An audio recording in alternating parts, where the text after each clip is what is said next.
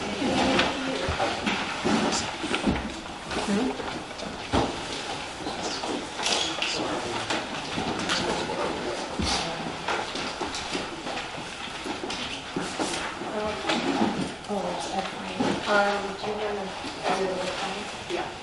so we're going to have public comment. The time limit is going to be 3 minutes.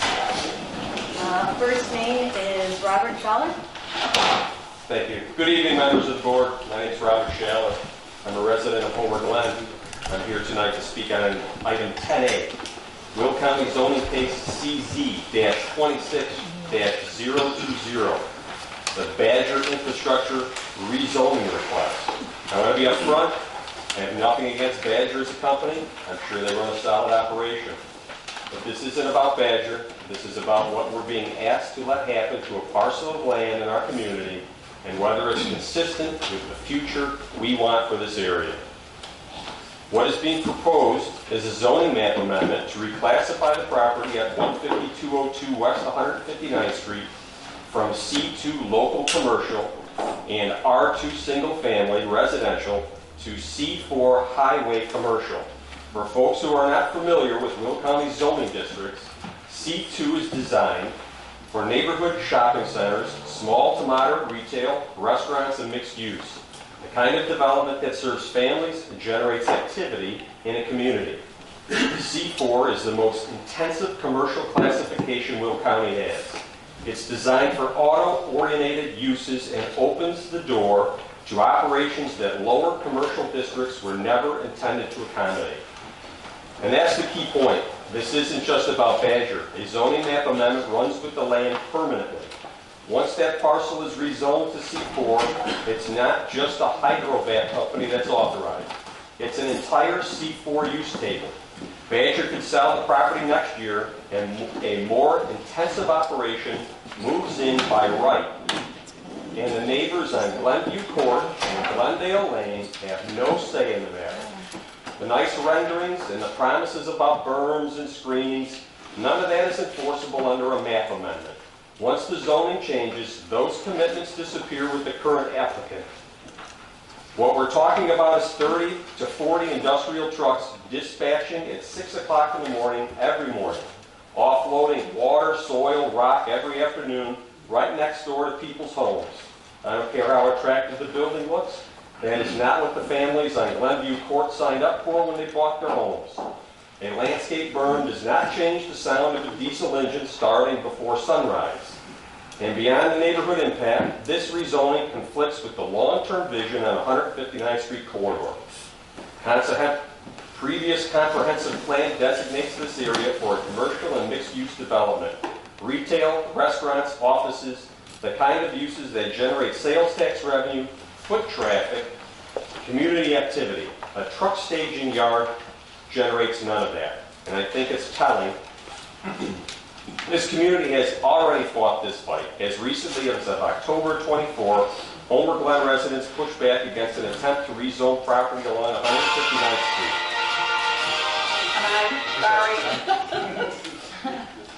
Sorry. Time. Just finish yours. Street. Will the board allow me to finish? Yes. Homer Glen residents pushed back against an attempt to rezone property along 159th Street to a more intensive classification, and the Will County Board unanimously supported Homer Glen's residents' position. Allowing this rezoning to go through would be inconsistent with that decision and with this community has clearly stated it wants for this corridor. Now I understand that the decision on this rezoning ultimately rests with the Will County Board, not with this body. But this board's voice matters. The residents of this township are represented at this table. And when the county board considers this case, they should know where Homer Township stands. So tonight I'm respectfully asking this board to pass a formal resolution opposing Will County zoning case CZ-26-020 and to communicate that opposition in writing to the Will County Board. Under Illinois law, a formal objection from municipality within 1.5 miles of this property triggers a 3/4 supermajority requirement at the county level. If the township board adds its voice alongside any municipal opposition, that sends a unified message to Will County that the people who actually live here reject this rezoning. County board members who represent our area need to hear that clearly before they cast their vote. I moved to this community for the same reason most of us did. The neighborhoods, the open spaces, the sense of people here that care about what happens next door and down the street. Development is going to come, and nobody's against growth, but growth has to be the right growth in the right places, consistent with the vision of this community has already set for itself. An industrial truck yard on 159th Street is not that vision. Thank you for your time tonight, and thank you for the work you do for the community.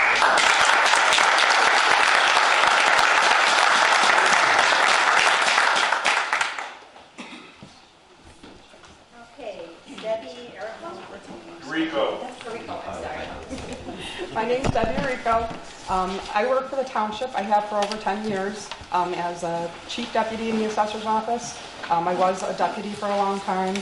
My coworkers and I are really concerned about a rumor that we've heard really recently that you guys in your budget talks have considered lowering our benefits, making us pay much more for our benefits, and not giving raises at the same time to help defray those costs. So if that's true, that's what I'd like to talk about for the next couple of minutes. Paying 30% of my health insurance premium would reduce my take-home pay by 18.5%. I don't know anybody in this room who could afford an 18.5% pay cut. I know I can't. I don't think any of us or our families can absorb that kind of cost, as all the other costs are rising, whether it be gas, housing, utilities, groceries, everything that we have to pay for every day. It's really discouraging to think that the board would even consider something like that. We work really hard every day. We serve our constituents. We serve the community. I worry that doing something of that, would even make it harder for us to retain employees, to find good employees. We have, next year is a quadrennial year in our office. We have to revalue the entire township. That generally generates between 300 and 400 appeals that we have to work on in just a few months' time to get all those in, get our evidence together. It's a lot of work, and we all work really hard together to do it. So I really just want to make a statement that I hope you value our work enough not to make a change like that. We've kind of done our own little poll. I know in one of the meeting minutes recently of a meeting, Sue said that she was kind of asking around what are other townships doing. In our poll, we actually heard back from about 15 of the 20-some townships in Will County, and only a few of them were even asking 10% of their employees. There were some different ways that they did it. Some did it a flat percentage of each of their income. Some did it where the employee got health insurance for free, but they charged them a percentage for any kind of dependents. So there's a lot of different things to consider, and I hope you would consider something different rather than just a flat 10, 20, or 30% of us paying toward the premiums. So I think there's a lot of possibilities to consider, and I really hope that you guys would work with us and help us be the part of the conversation as you do it. Like I said, I don't even know if it's true, the rumor that we're hearing, but if it is, I just wanted to go on record as letting you guys know, as employees, we're really concerned and really even afraid of getting that kind of pay cut. So all that being said, we do understand that budgets are important and they matter. Hard decisions have to be made sometimes, and that's why we would hope that you would consider and work with us, or even include us in part of the conversation to say, let's work together to find what might be a tenable cut or solution to the problem if you guys are having budget problems. We looked at the last couple years of budgets for the health insurance premiums, and they're actually down $30,000 over the last 2 years. So I don't know what changes are different in the budget from then to now, but I just want to go on record as saying I'm against it. I hope that you guys would reconsider if that's something that you're considering at this time. Thank you.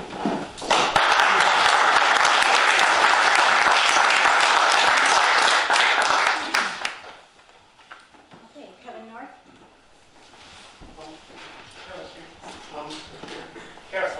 Kevin North, myself, Logan Lott, Chris Holster, all here from Badger, so I don't know if we're going to be asked to speak again when it's number 10 is on the agenda, or if we should let others go so we can answer all their questions now, or how the board wants to handle it. I would say wait till they ask their questions, and when we have this on the agenda, we'll... Just want to make sure we have the opportunity.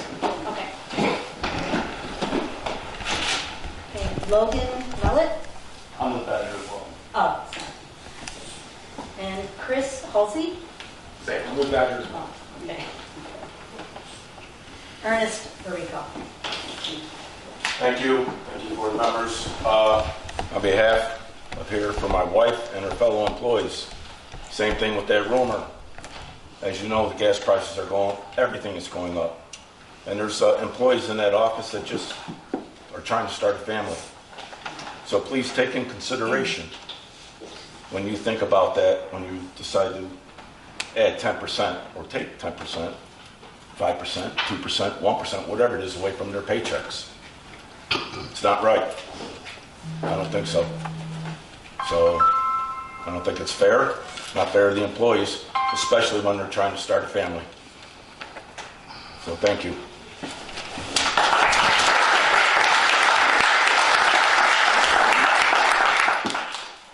And Steve Ballish III. My name is Steve Ballage. I work for the Homer Township Assessor's Office. I'm here to address those rumors as well about the insurance. I keep hearing the same thing, that this board is considering raising what we currently pay, which is approximately 1.54%, to something as high as 30%. Worse yet, we're hearing that it might be without any pay raises. So let's just call it what this would be. It's a pay cut disguised as a benefit change. To understand how extreme the proposal was, I contacted as many townships as I could in Will County, and the results were pretty consistent. 8 townships are so small they're only part-time employees. They're not really comparable with what we're doing with benefits. 6 townships didn't respond. 7 townships all have some version of 0% insurance costs to employees. 2 townships have 10% employee share costs, but Lockport gives a yearly raise, which I confirmed directly with their elected officials. Frankfurt has an HSA option as well as a stipend if you don't take their insurance. These townships treat their employees as assets, not budget burdens. They understand that competitive benefits are essential for retention, morale, and basic fairness. Even the expectations prove the point. Lockport requires employees to pay 10%, but they also provide the annual raises. Again, confirmed by their elected officials. Wheatland Township does the same, but they adjust their wages to match the cost of living and inflation. Homer Township does none of this. Raising our share from 1.54% approximately to 30% would not only make us the worst in Will County, it would put us employees in a financial position that's just not unsustainable. I strongly encourage every employee of Homer Township to call these neighboring townships themselves, verify the numbers, and look what other public sector workers receive. Do this to understand how far behind we already are and how much worse this proposal would make it. Given all this, I'm asking the board to hold off on any changes that might change the current status quo, as we are currently in the process of talking to unions. And any attempt to impose a 30% insurance premium or anything close to that will only accelerate the process. We're not asking for special treatment. We're not asking for fairness. Stability and respect, the same basic standards that every other township in this county already provides. Thank you. Okay,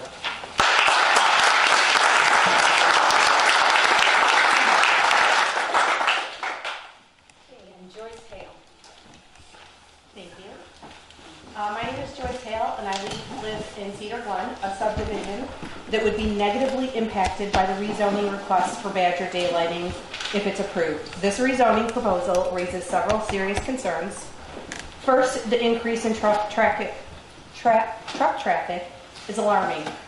From what I was told, it could be up to 80 trucks, each over 36 feet long and weighing more than 46,000 pounds, that would be regularly traveling through our area. That means more congestion, more wear and tear on our roads, and greater safety risks to our community and emergency vehicles. Our roads were simply not designed for this level of industrial traffic. We're also concerned about the proposed operating hours of 6 a.m. to 4 p.m., Monday through Saturday. Residents would be subjected to early morning noise, constant truck activity 6 days a week. That kind of schedule will directly negatively alter the quality of life for the surrounding neighborhoods. We must consider the impact of light pollution. even though somebody told me, don't worry, the lights are only going to be on at night. Bright industrial lighting operates overnight will affect nearby homes, in some cases, literally in a resident's backyard. Excessive lighting disrupts sleep, changes the rural character of the area, and harms wildlife that rely on natural darkness for migration, feeding, and survival. Another major concern is the fueling process associated with this operation. After a quick internet search, I discovered that Badger daylighting trucks are generally fueled at local branch offices or via commercial fueling networks. Does that mean that fuel lines and pumps are going to be at this location? As we know, fuel storage and handling always carries risks, and even small incidents can have lasting consequences for nearby land and waterways. Residents deserve transparency on how these risks will be managed and monitored. From what I've seen, these trucks hold over 1,300 gallons of water each. We need clear answers on where this water will come from. Evidently, Kevin North said in an email, not from Kevin, but after he talked to somebody, they'd be coming from well water. All of our property is on well in our subdivision, in the one across the street, and in the houses across the street. That's going to be detrimental to our water table. The environmental impact cannot be ignored. Increased emissions, noise, and industrial activity can damage natural habitats, reduce biodiversity, and permanently alter landscape. Once wildlife is displaced, it often cannot return. We must also ask what this project truly brings to the community. From what we understand, Badger daylighting will provide little meaningful revenue to justify long-term costs that the residents will bear through increased traffic, environmental risks, noise, and infrastructure strain. That is not a fair trade for the people who live and invest here. And going back to the traffic, it's stated that they're not going to make U-turns, that they're going to take alternate paths and take right turns as much as needed to avoid U-turns. I don't know how they're going to do that because from my understanding, Gauger coming off of 355 is not a truck route. 151st is not a truck route. So even if they did do that, they'd be bringing and coming into the community way further than they need to come. Finally, I want to remind our elected officials why they were chosen to serve.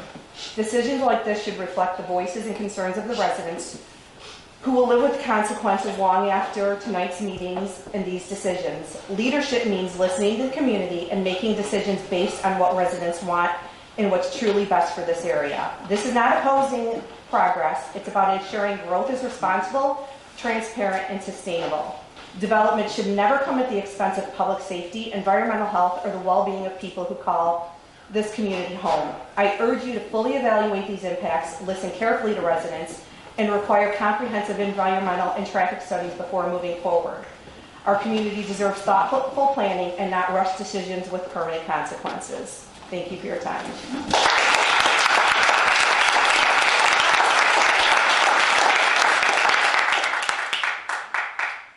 Greg Hom? Yes. My name is Greg Hall. I've lived in Cedar Glen for 38 years, and I have a hard act to follow. I think these two people, the first gentleman and Joyce, have hit the nail on the head, per se. My major concerns and my feelings, I have nothing against Badger. I've seen their facility in Shanahan, nice facility. I just think that this actually belongs in an industrial setting, not on 159th Street.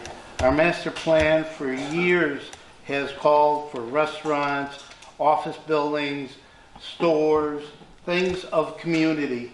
I believe that these are probably very well-run businesses. These gentlemen are doing what they need to do for their business, their families, everything. But I would strongly encourage them to look at industrial property where you're not next to the Moose Park, you're not next to the Forest Preserve right behind you. You know, the fear we have is also that right now they only want to utilize approximately half of the property. What does the other half look like in the future once this high C5 rating becomes the law of the land. So that's, water table, like Joyce mentioned, is a major concern. If you're pulling out of our wells, a lot of the wells in our community are only 150 feet deep. And if you're pulling 1,300 gallons a truck times whatever number of trucks times a week, times a year, I think we're going to have problems. So that's all I have to say. Thank you. Okay,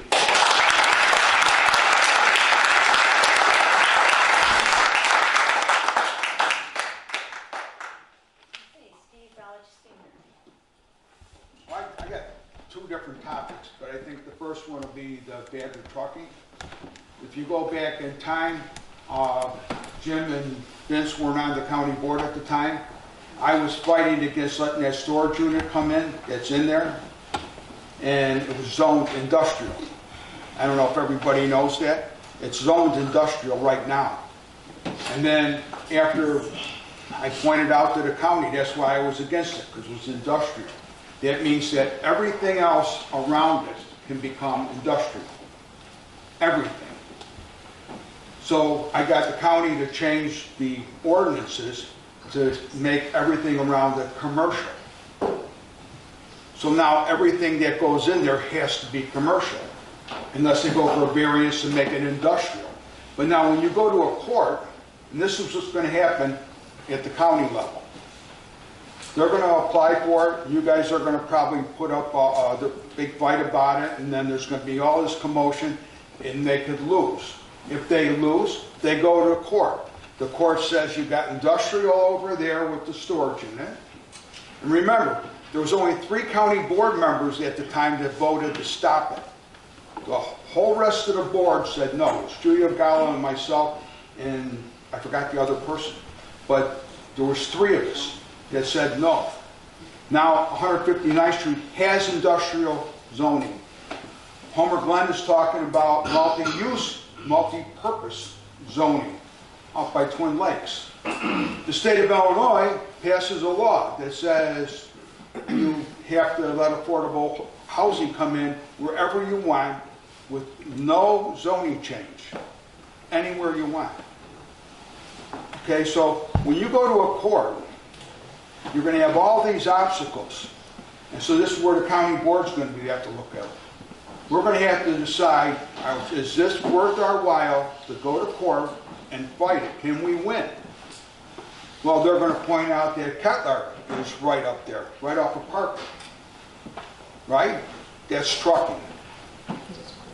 Lockport's going to build a data center more than likely, and we're going to have more problems than you ever dreamt of because there's brownouts from the data centers. They need all of our electric. So I've been fighting that too. But we have a lot of problems coming up. This is just one of them. But this one's complicated because people are saying that we didn't want this. Well, just what I just said. You go to a court and the judge says, well, this is zone industrial. There's already a trucking company here. Then you got the pool place. So, I mean, you go down the list, can we win in court? And that's where the battle's going to be for us on the county board. And I don't know how it's going to come out. But I'm just letting everybody know that starting out, for me, do I want affordable housing over there or do I want a trucking company? Do I want all the kids flooding our schools or do I want a trucking company? So either one. Which, It's not you're not even trying to be Solomon. You just hold your hand up. Which one do you want? But that's where we're at. So that's bad. And the last thing I wanted to say is, I'm listening to these guys about their cost for their job. They're underpaid to begin with. When we were at the township, they were underpaid. And we kept giving them raises to try and get them up to where everybody else was. And they still never got up there.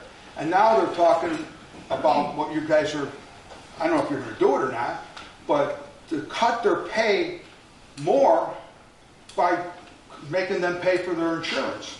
It's like, okay, you might as well say, well, we don't even want to have assessors anymore. You know what I'm getting at is it's just ridiculous the way they're good employees. Just like you guys are doing a good job as trustees, you do your best. And you shouldn't have to worry about not being able to come to work. I mean, I don't know what else to say about it. I'm just like shocked that it's even a topic. You know, so why are we even considering that? There should be, I was a supervisor, so I could go on and on about budgets and levies and what we did. But there should be enough money in the budget where you don't have to do that. And you know, maybe you just don't give them a raise, even though they deserve a raise. But to make them pay 30%, I don't know what the exact number is, but my guess is it's somewhere like between $7,000 and $10,000 minus what they make, and they don't already make enough money compared to the rest of the townships. So, you know, with that, I'm not going to say much more, but I'm just like, why? And the other thing is going to be really a mess, so hold your hats. But God bless everybody.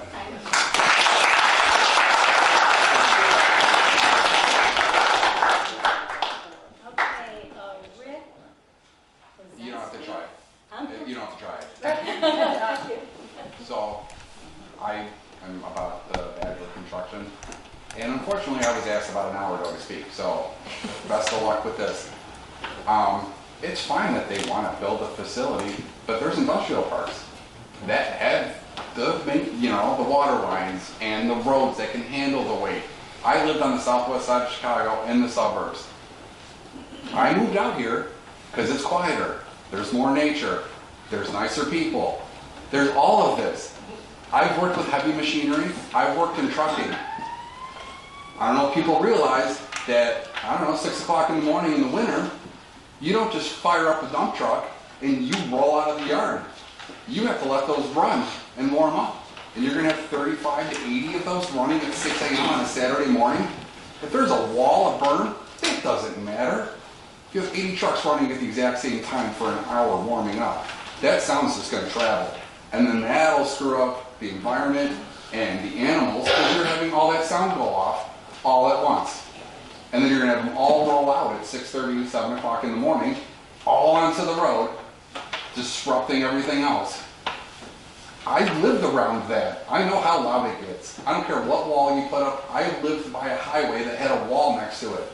You still heard the highway. It doesn't matter. It dampers the noise. You still hear it. I hear 355 from our bedroom window. And we live right here, and we can hear 355 on a clear night. And you're going to put a trucking company a half a mile away from my window. It's less than that. That's why they make industrial parks for industrial work. This is a residential community. And what happens when our wells do tap out? Are they going to come around and spend 30 grand to drill us a new well because they sucked up all of our water? No, they don't give a shit. Excuse my language, but you know what? It's 30 grand I don't have. And what? Do we get a tax break? No. Do we get anything? No. We just get more noise, less forest, less wildlife. For nothing. And again, and as Joyce said, yeah, they're not going to make U-turns. So they're just going to make right turns all over and screw up traffic all over Homer and Lockport. Who's going to pay for the roads? The taxpayers. And when that keeps getting tore up, oh, well, look at all this construction work we have. We have to raise taxes because now we have to build more roads. And we have to change the road infrastructure. So that just costs us again. Where does it end where it's going to keep costing us over and over again because they want to move in? Like, I'm just a regular guy, and I've dealt with all this crap. I work in an industry that has to get special licensing for where I work. It's a hassle. So I don't know why they can't find a facility that handles what they do. I don't know, I just find it insane. Because they probably don't live in an area like that where they have to worry about any of this. I mean, I love where I live, I love my neighbors, but I don't want to hear sound all day. I'm like, oh yeah, it's only in the morning, it's only at night. No, you have trucks coming in and out all day. Someone has only a 2-hour shift. Boom, you got a truck coming in. You got another truck coming in 45 minutes later, over and over and over. A lot of us travel 159th to come home. So between what, 2 and 6 o'clock, we're gonna have to deal with all of these trucks trying to turn in? That's not fair. You can't widen the road. You can't put a turn lane in. So you're gonna screw up at least one lane. And if anyone's ever had to move a dump truck, you don't just stay in the right lane, you turn in. You have to swing, and you're gonna take up the other lane to try to make that turn into your yard. So you just screw up traffic now for everybody on top of it.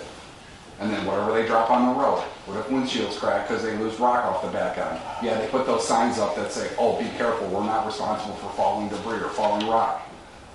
It doesn't matter. If it bounces up and hits your windshield, now we have to pay for that. Like it never ends. Like, that's why there's industrial parks that handle all of this crap, that can clean up all of this stuff. I can see that I'm out of time. You're looking. Yeah. I just wanted to wrap it up. No, yeah. Thank you.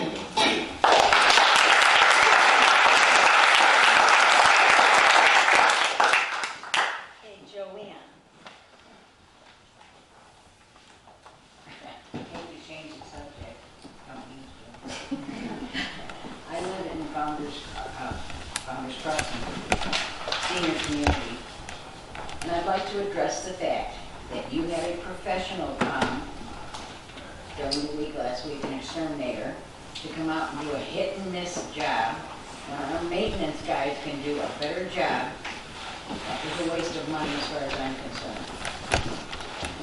The carriage lights on the garage that you're installing are another waste of money, because the street is now darker in a senior community. Not good. I heard it was for something called dark sky, so we don't interfere with nature. Forget nature. How about us? You know, the seniors who pay rent. Speaking of rent, I would like to know what you do with our rent. You know, the approximately $375,000 a year that we pay. None of the projects have been finished, not one of them, in our community. Where is our money going? Everybody wants to know, because we all talk. Thank you.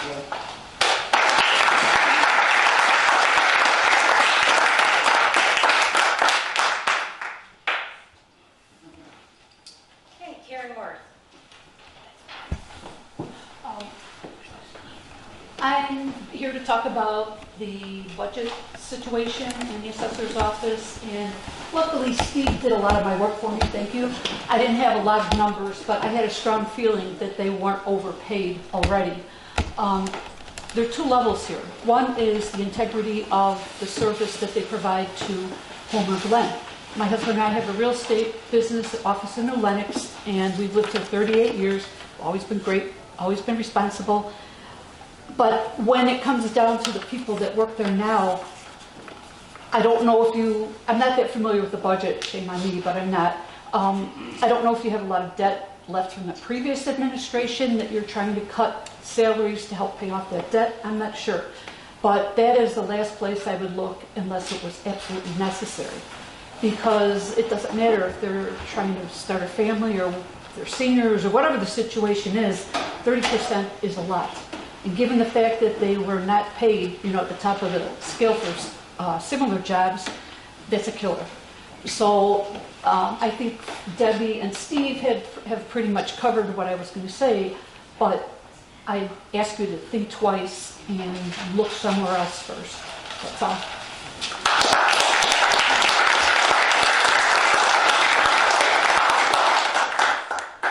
Okay, that's it for public comment. Okay, moving on. Approval of minutes. We have the March 9th, 2026 minutes. Right, so if I could have a motion first. I'll make the motion. Okay, motion Severs, trustee Severs, second. I'll second it. Second, trustee Marson. Any discussion? And I have one. On item number 7, it says there is a Veterans Committee meeting on February 11th. It should read March 11th. So I would like to amend the minutes to say March 11th.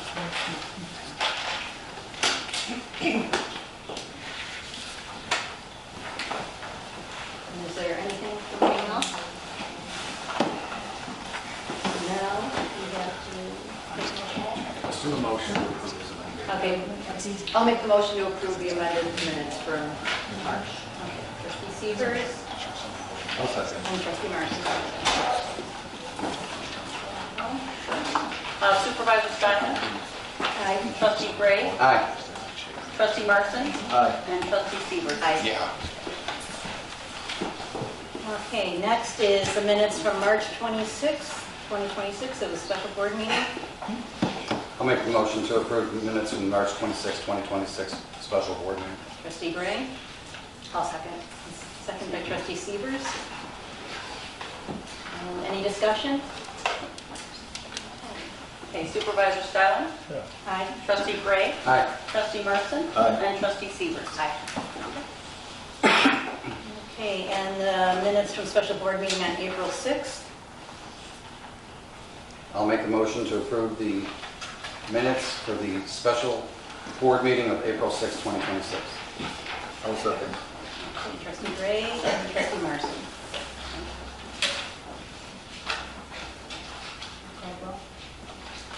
Oh, any discussion? Supervisor Stylin? Aye. Trustee Gray? Aye. Trustee Marson? Aye. And trustee Severs? Aye. Wait a minute. What was it? April 14th. That was No. when we just did? I thought we just That was did April No, we 6th. did April 6th. Okay, so now we're on the board line. Okay. So the minutes from April 14th, regular board meeting. Can I have a motion to approve those? I'll make that motion. Trustee Severs, Second.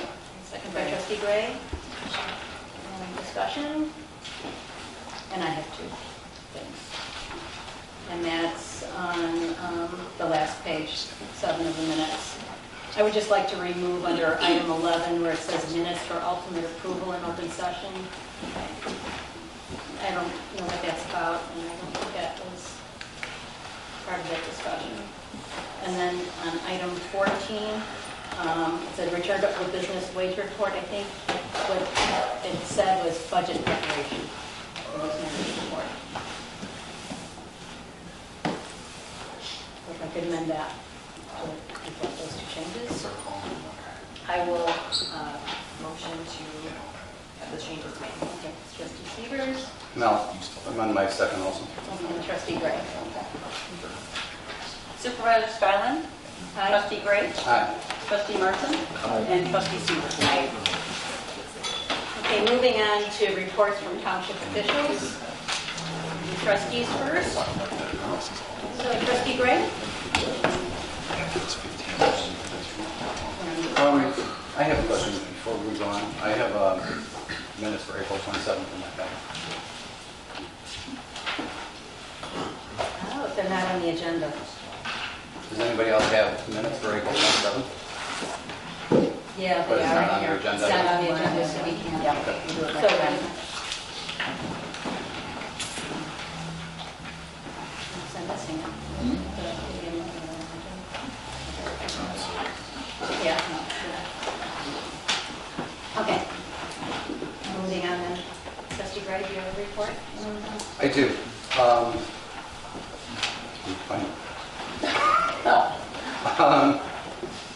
I just want to let everybody know we're having our Veterans Committee meeting this Wednesday in the town admin building on 151st Street. Wednesday, the 13th at 7 p.m.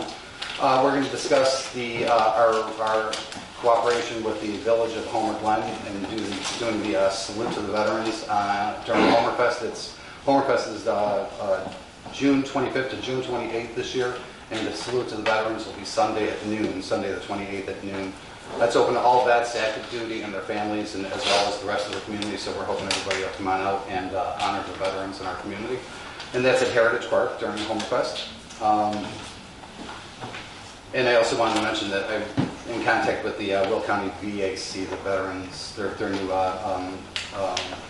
the commission's older, but they just moved in some new digs in Joliet, and we're hoping that they're going to come out and present also during the salute to the veterans. And that's all I have. Thank you. Okay, trustee Marson? No report at this time. Trustee Severs? The only thing I'd like to report on is that this Saturday at the not football, but the baseball and softball fields over in Lockport, there is Strikeout Cancer.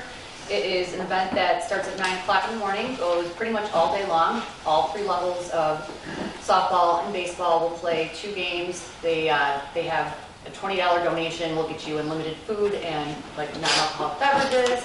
They have probably about 30 to 40 raffle baskets. It's a really fun opportunity to come in, especially if you're an alumni like me, run into a bunch of people that you've probably been seeing in a long time, but it's all for a good for a cause.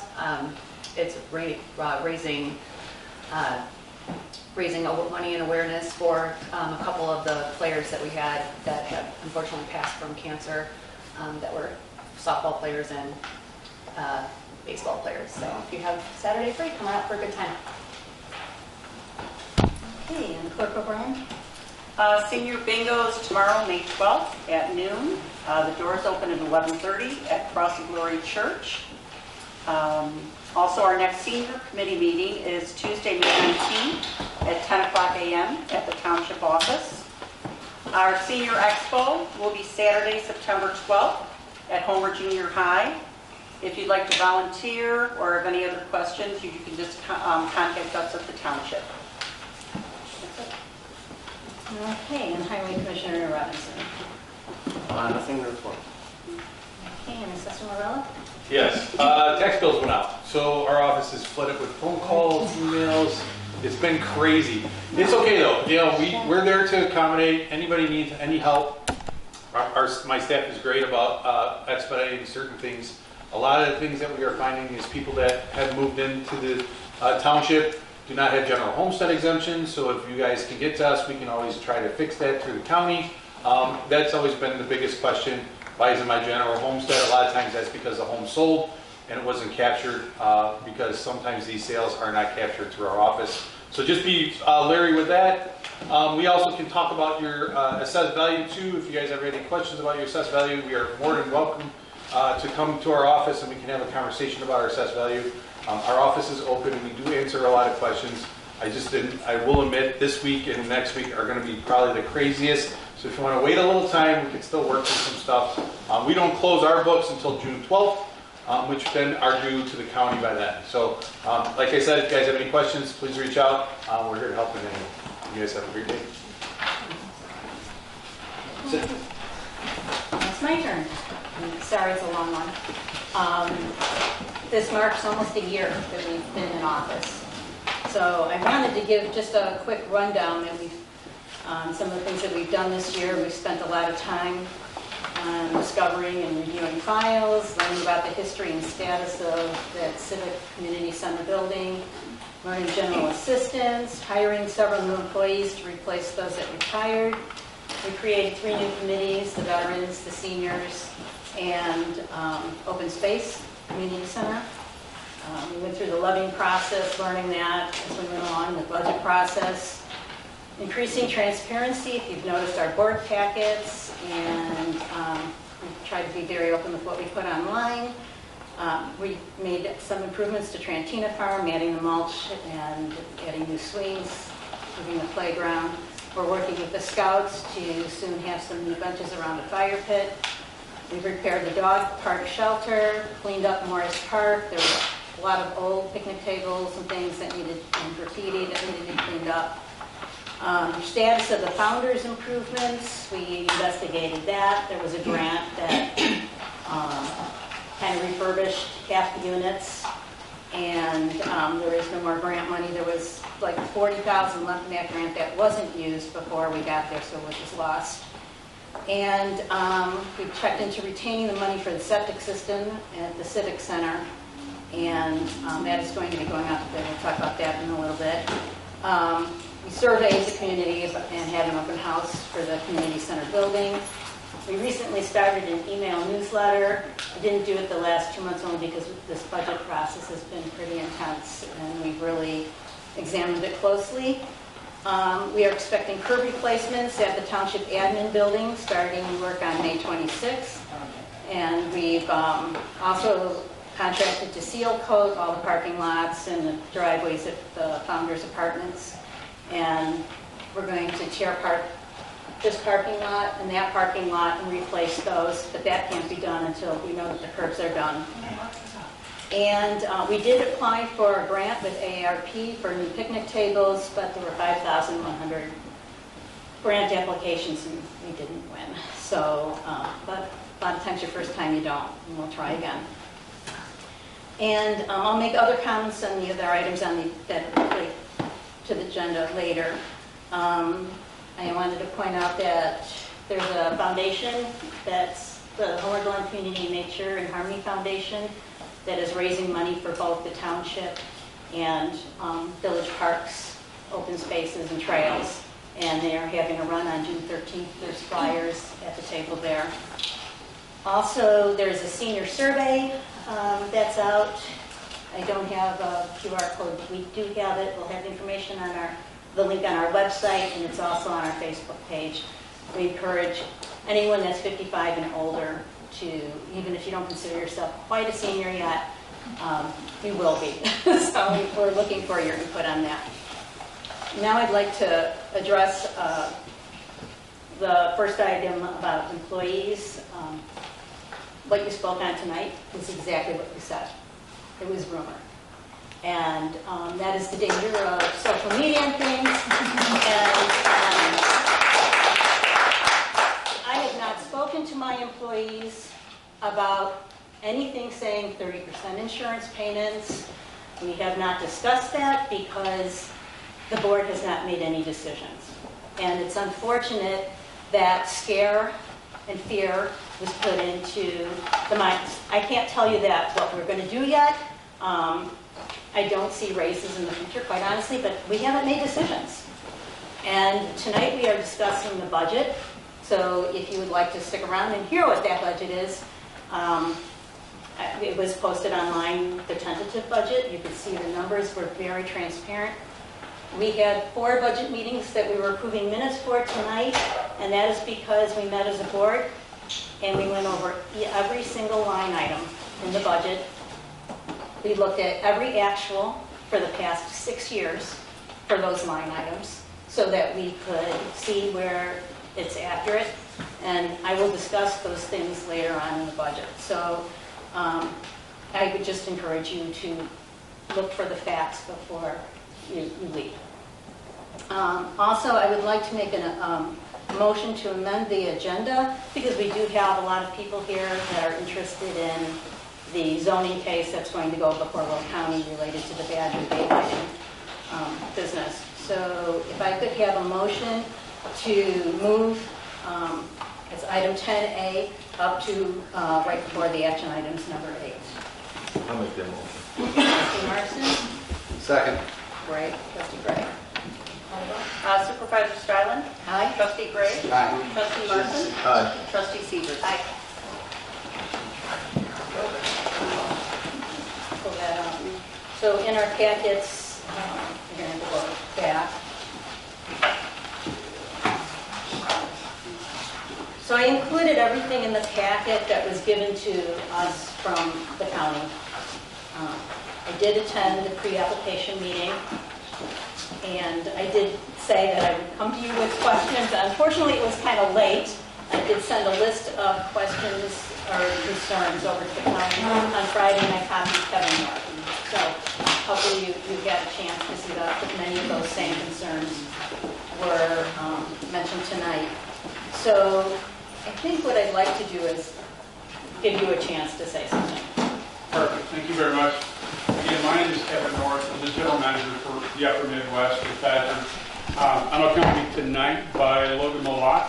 Logan is our Chief Operating Officer for Badger and also a resident of Homer Glen. And Chris Holtz is our Senior Vice President and Chief Transformation Officer.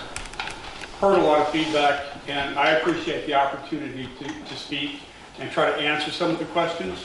I'm not sure if I will be able to convince anyone, but I want to make sure that everybody has the information, how we operate, so you can have a better understanding of what we would do. We would not have pursued this opportunity with the 38.6 acres if we felt like there was going to be any detrimental damage to the wildlife, to the neighborhood, or the community. We have plans for noise abatement, light abatement. All of our trucks park under roof, okay? We have 31 trucks in Shanahan. They are under roof. So when we start, we're pulling out of that shop. There is no backing or beeping noise that is accustomed to the commercial vehicle. They're pulling out. There is a beeping noise when they return towards the end of the day and backing back into that building. There's no need for us to warm up the trucks because right now our trucks are in a warm garage. So operators are able to come in, do their pre-trip, clock in, and pull right out. We don't intend to have any fuel storage on site.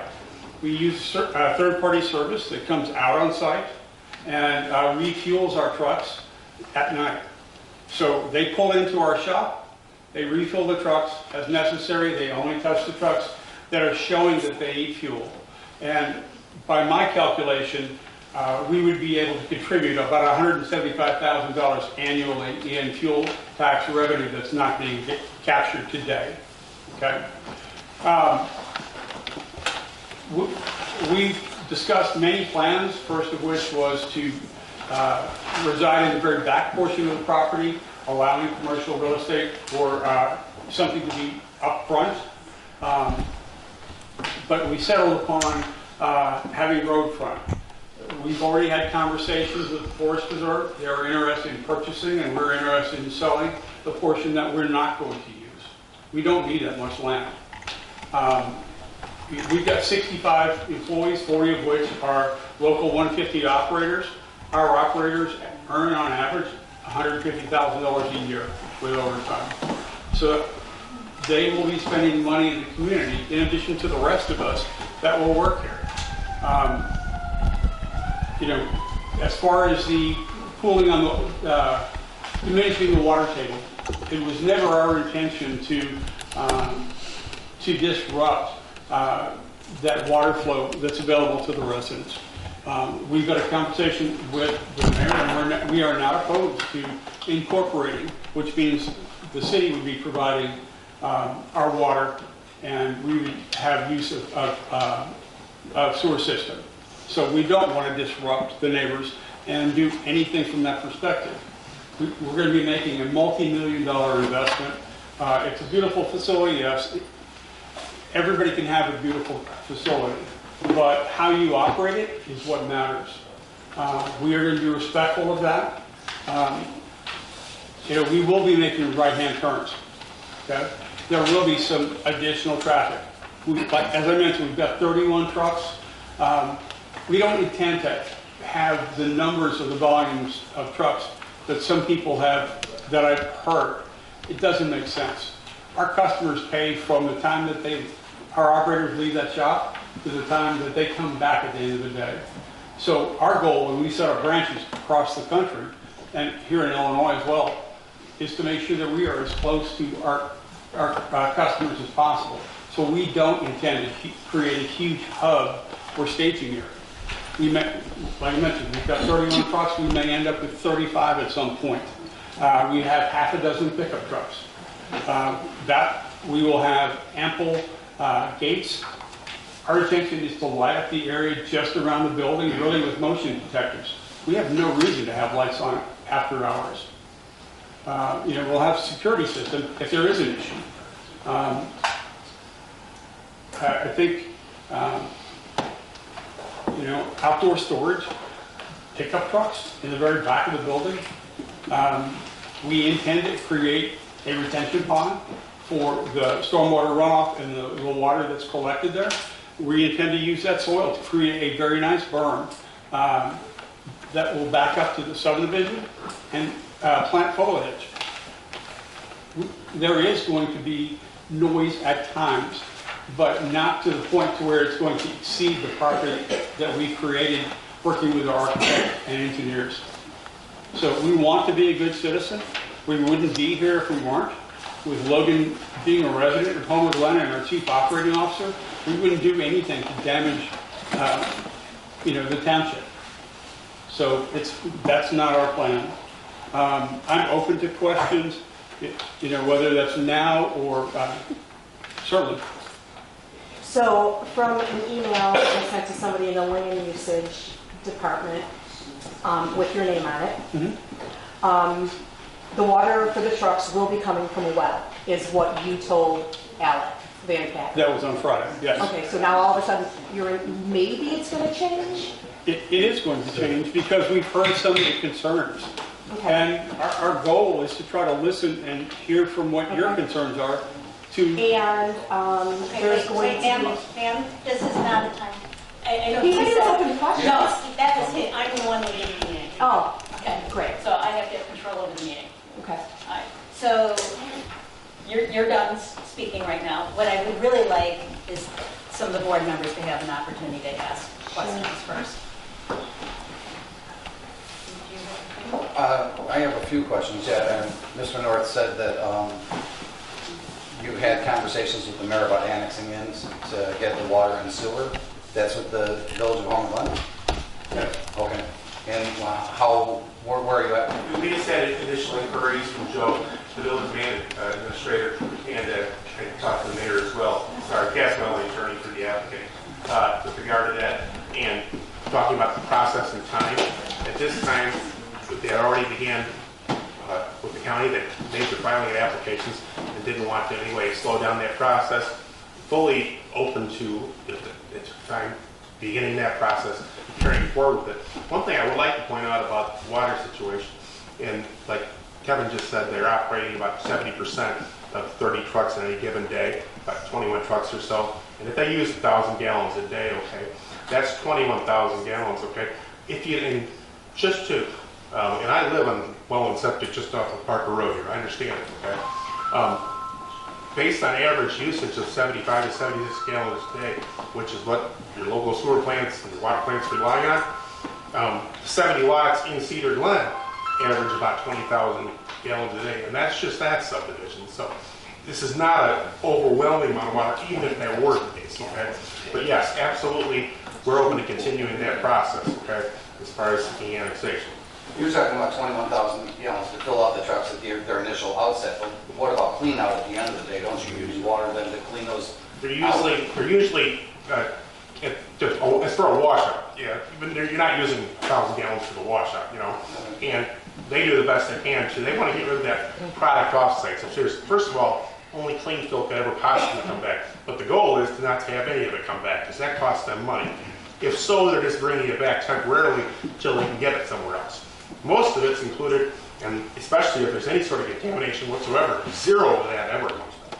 That is gone by manifest to an approved disposal facility, as well as most of the material itself, unless used for filling the road site. They don't want to stockpile material long term. They won't be stockpiling material long term. Okay, and you also mentioned, Mr. North, $175,000 in fuel tax revenue. To who? To the village of Homer Glen, the state of Illinois, to the county? No, at this, it's not in the village of Homer Glen right now, so they wouldn't be getting a share. It's, at this point, it'd be the state and the county at this point. That's where that goes. If it became incorporated, then that would be the state, a little bit to the county, and a bigger chunk to the village. So my last point that I just want to make is, I mean, I hope everybody in the audience knows, you know, this is a courtesy from Will County to the township board. They reach out to us because this is an unincorporated piece of land, so there's really no lot court to stand up for that piece of property, no Homer Glen. So it comes to us, but we don't have any real authority on it. All they look to us for is input. What do we think of this project? What do we think of the parameters? This is a big project. That's why Supervisor Steinle, much to her credit, put it on the agenda so we could fill this room. I mean, honestly, like she said, we've been here almost a year. This room has never been full, and so it's a real testament that, you know, this word got out. This is everybody's opportunity to tell these gentlemen, you know, I mean, they are gentlemen. They've answered our questions. They've been nothing but respectful and polite, as well as our county board members who are in the room. How we want them to vote, because they're the ultimate authority on this. It'll go to the land use first, I believe, and then ultimately to the county board. So that's why we also invite the county board members to be in the audience, so they can hear all you guys and say, hey, this is what the input is from the most impacted residents. So thank you all for coming out. Thank you, Supervisor Steinle, for putting it on the agenda, and thank you to the Badger people for it. I'm sorry, I have one question, I know, it's just a quick question. I Just No, wait it's till, just because I just have one question for them, and then I'll shut up the rest of the time, because I don't know if I have an opportunity to ask a question. you will. I'm not, but I I'm just want going to to ask that you just wait till the board. I know it's hard, but I think. No, that's fine, I apologize. I didn't know if there would be another open So Q&A. we'll just wait till we hear Yeah. from everybody else, okay? And maybe it'll get answered, I don't know. And did you have anything? Yeah, so the 35 trucks, is that going to go up after time, or is it just the initial, or you just tell us? No. No, it doesn't make sense for us. We charge by the hour. We are very expensive. Our customers want to pay for time on site. So we try to locate multiple branches in areas to where we don't have that trucking hub, so to speak, where we're, sending people out to Arlington Heights or, far distances. So we're providing just the number of trucks that will service the area here. Badger works for municipalities as well as utility companies, contractors, trying to safely uncover utilities, lines, and so forth. So it doesn't make sense for us to charge hundreds of dollars an hour, $400 or $500, $600 in mobilization. So that's why we try to be closest to our customers. We don't have just mega branches. Doesn't make sense. Just on the traffic, if your trucks are coming off 355 and they're going to get back to the shop and they're heading east, they would have to do a U-turn at Cedar. There's no way to decide to the truck. Or they have to get off at a different exit. Like, So, let's say if they got off at 6 and they had to. Yeah, so they have to get off at 6, come back around, and you're willing. And the comment with regard to truck routes may be a little bit of a misnomer. When they say truck routes, those are truck routes that are rated, as Highway Commissioner knows, for 80,000 pounds trucks. We're not dealing with that here, okay? We're dealing with about a max of a 60,000 pound truck. So we're just saying you can't go on Jogger because it's not a truck route. That's not the issue. Right, but to make, I don't think your trucks are going to be able to make that. Right, so they may have to get off at a separate exit, yeah. So they would have to go all the way to 6 and then come back to make that turn into the parking lot. It's illegal for a commercial vehicle in excess of 22 feet to make a U-turn. Right, okay. And then with I agree with the lady sitting right here, I'm sorry, Joyce. I think from looking at the numbers with the water usage, I mean, that would be a concern, I think, for anyone, especially if you're on a well. That's a lot of water. And we don't want to see anyone on a well except if we're out of water because we cater to the business and, Homer Glen, Homer Township, the county, whatever it is. So I agree. I think the water is a little bit of concern if you're going to pull from the well. So is there any way that outside water could be brought in? The only thing I would say is that, and then, because we're going to be reviewed by the village too, is we're open to consideration of pre-annexation agreement or that commitment at that time. So at the best, it could only be transitional. But I'm talking if the annexation doesn't happen. So there are situations where we go off-site and set up arrangements with municipalities, have a meter for a fire hydrant, so to speak, and tap in or pull off of that hydrant and high fill. So there are those arrangements today. Thank you. You're welcome. Yeah, I have a couple questions. Where is this disposal site that you normally would be offloading contaminants at? We have about 45 in the greater Chicago area, most of which are all clean soil sites. We use 1 or 2 landfills where we know that's going to be a manifested load. It'll have contaminants. The difference between our truck and a dump truck, so to speak, it's a closed vessel. Okay, so that material's in there. You're not going to have the spillage. You're not going to have the road hazards that are typically created from, open top trailers that aren't covered. But we have a whole host of facilities that we take material to that they use in their processes as well. And then the other question I had is like, why this spot?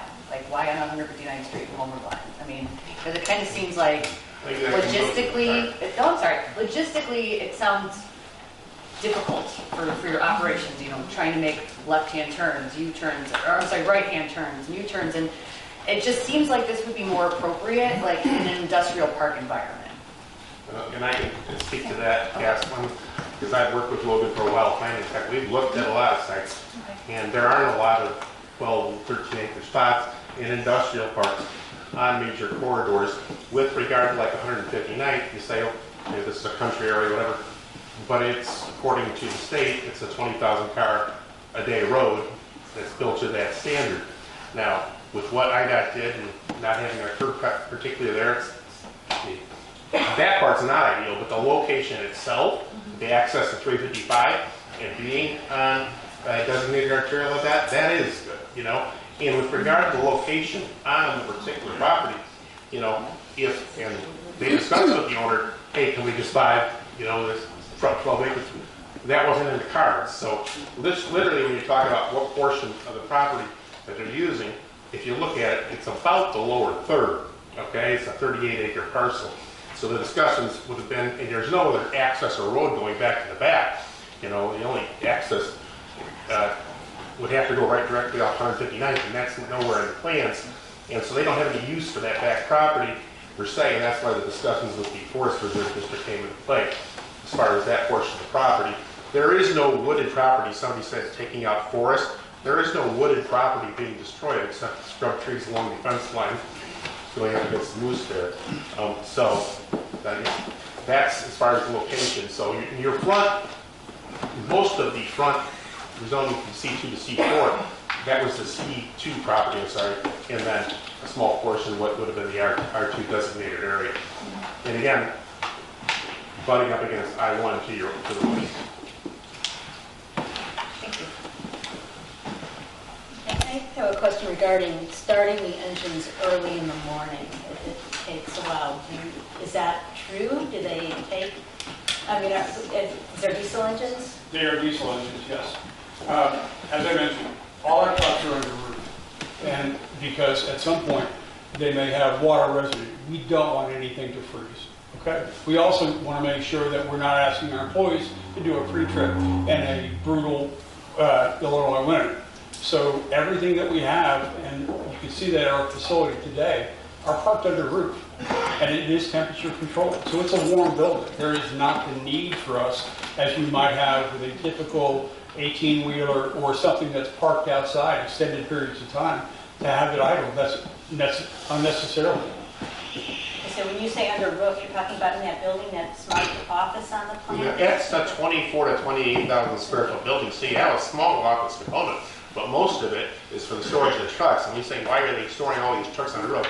These aren't your basic tractor trailer. These are approaching $1 million vehicles, each of them, you know. So again, you can fit the 35 trucks in there, or is there a, what's the capacity, how many trucks you can fit in there? So that number is going to vary depending on the size of the truck and type of truck. There may be a few trucks that we park out back that we're not utilizing. Okay. So those vehicles would not be started regularly. We would designate those as spares. Everything that we're going to use on a regular basis is going to be parked under roof. So the sound would be inside? Correct. Okay. And then the water, you do know how much Illinois American water costs? I'm aware. Okay. All right, you're prepared to pay. You have to see Pay that water bill. Kevin alluded to the costs that it takes for their customers to hire them with their cost to their own employees isn't just the $65 an hour on their check. They've got another $60 in benefits on it. The cost of these services, when compared to the water cost, is a small portion. And then you had mentioned the potential of the Forest Preserve buying the north portion of the property. What if they don't buy it? If they don't buy it, When we went to the county, okay, and these guys were only looking, first of all, like I told you, when he talked to the Laponis family, we were only looking to buy the front whatever acres, okay, and that was not in the cards. When there was a discussion, it was the first article, hey, could we just propose a split zoning and leave the back R2 or A1 or whatever it may be? County's like, no, you can't do that under one ownership, because then, so the thought at that time was that if it's residential, maybe somebody could connect where the road ends at Cedar Glen and they could build more nice big houses up there or something. So all that was discussed. What came back from the county is that we can't do split zoning right now, okay? And so all we have as far as our site plan is simply showing that there's no access back there, and then we continue down the path of enforcement. So we have the elected officials from Homer Glen here, so I'd love to give them a chance to ask some questions. So let's start with... Well, I'm going to pause right there because there is 4 of us, and I think it's a violation of the Open Meetings Act. Okay. We didn't post it. And I know Mr. Shallerhurst spoke, although I believe he spoke as a resident. I spoke as a resident, not as my official office. Yeah, so I don't know if that's appropriate since that's why we didn't sign in, is because we don't want to be in violation of any Open Meetings Act discussion. I would refer them to their village attorney. Okay, so... And your attorney, yeah, obviously is... Well, as long as they don't speak, I mean, I guess it's fine. I just don't know how that would work. There's always a political play when there's, you know... It's theirs, that I don't want you to violate your open... I don't want to take the chance of violating any Open Meetings Act. I think the residents I spoke to know where I stand on this. Okay. And I know what Trustee Mason is asking. Does anyone want to hear some of the audience questions? Okay, so I'd like to give a chance, I don't know, you know, keep this control. I'd like to give a chance to the residents first that live in Cedar Glen to be able to ask their questions. And I think you said... Yes, it's... Oh. I got a question for you, sir. All right. You said $175,000 is going to come back to Homer Glen. No, he said it was $175,000 in total. Tax. All right. Let me ask you something, sir. To the county. Let me ask you something. Where's that tanker going to fill up? The BP down the street? The Speedway? Now he's going to have to get his tanker filled up at the refinery. And where's that money go to? To that area. So I don't understand how you're going to... So that comes out to $30,645.83 a week. So I pay for fuel at the location in which it's being filled. That's how it works today. They are coming out on site to fuel my truck, so I pay at the point of where the location where my truck is. At your location. Okay. All right. Second question. No, wait. No. Oh, wait. It's about the water, ma'am. No, you need asked, to hear about asked this. me the question. I'm sorry, ma'am. Yes, ma'am. May I ask this question? What's the question? All right. Your water situation. All right. You're going to have a wash bay. You got to wash those trucks. You're going to wash all that contamination down. Are you going to have a contamination area to accommodate that so that can get pumped out so it doesn't go into our well system? So typically, sir, what we do, one, it's a closed vessel. So after we go to one of the multi-sites that we use, they typically have a hose and contamination area on site at that property. So if we have to wash the vessel, it's done right there. We use various wash companies such as Blue Beacon, and our operators can go there to wash trucks rather than doing them on site. At $125 an hour, I don't want my operators washing trucks. That's not what he's asking. He's asking if you do wash the trucks. No, answer comments, please. Not on site. It's the question on you. He's not answering the question. He just said, not on site, not on site. So you never take a hose at any of your trucks at any time? No. You're full of shit. No, because that's correct. This has to stay controlled. It is controlled, but they are honest. No, we're not going to be calling, we're not going to be using that language for starters. Okay. All right. Thank you. I'll give an opportunity to another resident of Cedar Glen. You mentioned you're gonna have a detention or retention pond on this house. Where is that gonna feed into? The creek, Fireman Creek behind? I believe that's where that would feed into. Okay, so you're gonna be having trucks that were on various sites and salt and all of this coming and going into your detention pond, going into the creek? No, so, as I mentioned, we wouldn't wash trucks on site. No, I'm not So- washing, driving on the roads during the winter, bringing all that salt back through your parking lot, which is gonna go Into drain our into the garage. detention pond, which is gonna go into the creek. Right? That is possible. Is that legal? And any impervious surface, whether that's the the parking lot, the rooftops at the Meyer, or the Menards, or the store here, or Lenny's gas station, or whatever, goes into a retention area, and anything that is, if you have an internal drain, has to go through a triple basin system and be cleaned out of there before it can ever enter any kind of storm drain. And that's no different at this facility than it is, like I said, at the Meyer, at the school. Well, wait, they all have a storm sewer system to handle it. Doesn't go into a creek, an open base creek, which then goes into Fetterman Creek. And, I mean, you're talking potential pollution up the wazoo. So it's not our intention to deliver pollution into the creek, okay? You know, as I mentioned, moving forward in order to get water from the city, tapping into their sewer system is a viable option for us. And it's a preferred option because, again, I hear the dissatisfaction with us tapping into the well water, the water table that's available. So we want to be a good neighbor. We want you to be a real good neighbor, if you're a neighbor. You know, I mean, we would prefer you be in an industrial park. And I understand if you can't find the land. I'm all conscious of that. But it's going to be a struggle to put your type of business in a rural area and make it work, because that's where your storm water is going to go, into that creek.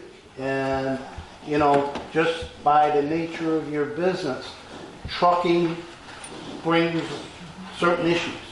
Your equipment is meticulous. I've researched it. But there's certain things that you don't control. You know, I mean, if your trucks come in with contamination on them, that is somehow going to end up in the storm sewer system or the storm water system. And once it pollutes, it's over. So just to point out, if it were a residential building with residents, you may have 100 vehicles or more coming back with that same type of potential contaminant that may, and the system may not be established to handle that. Right. So I'm just pointing out, we want to be the best neighbor, and by having a sewer system, we believe that we can control that. My past life in the waste industry, running landfills and hauling companies, I'm very familiar with the EPA, IEPA, running that. So we're going to do everything in compliance to make sure that you know, we're taking care of the environment around us and the nature too. I'd like to hear from the mayor on So- now that they don't have. Yeah, so I asked the two trustees to leave, so there was no violation of the Open Meetings Act. I guess, I mean, where we stand right now, that's why we came, is to hear more about it. We wanted to hear the questions and answers, because we didn't have all the ins and outs. There was a question about the annexation. Yes, the property owner was supposed to annex in. He agreed to annex in prior to this. So my question would have been, why not, and why wasn't there an annexation prior to this development? But I guess we're here now, so that really doesn't matter. You said you planned on annexing in after, but yeah, the tax revenue from the gas will not go to the village because it's from an outside source. Mr. Balich is correct about some things, about where, yes, it does lie in the county's hands.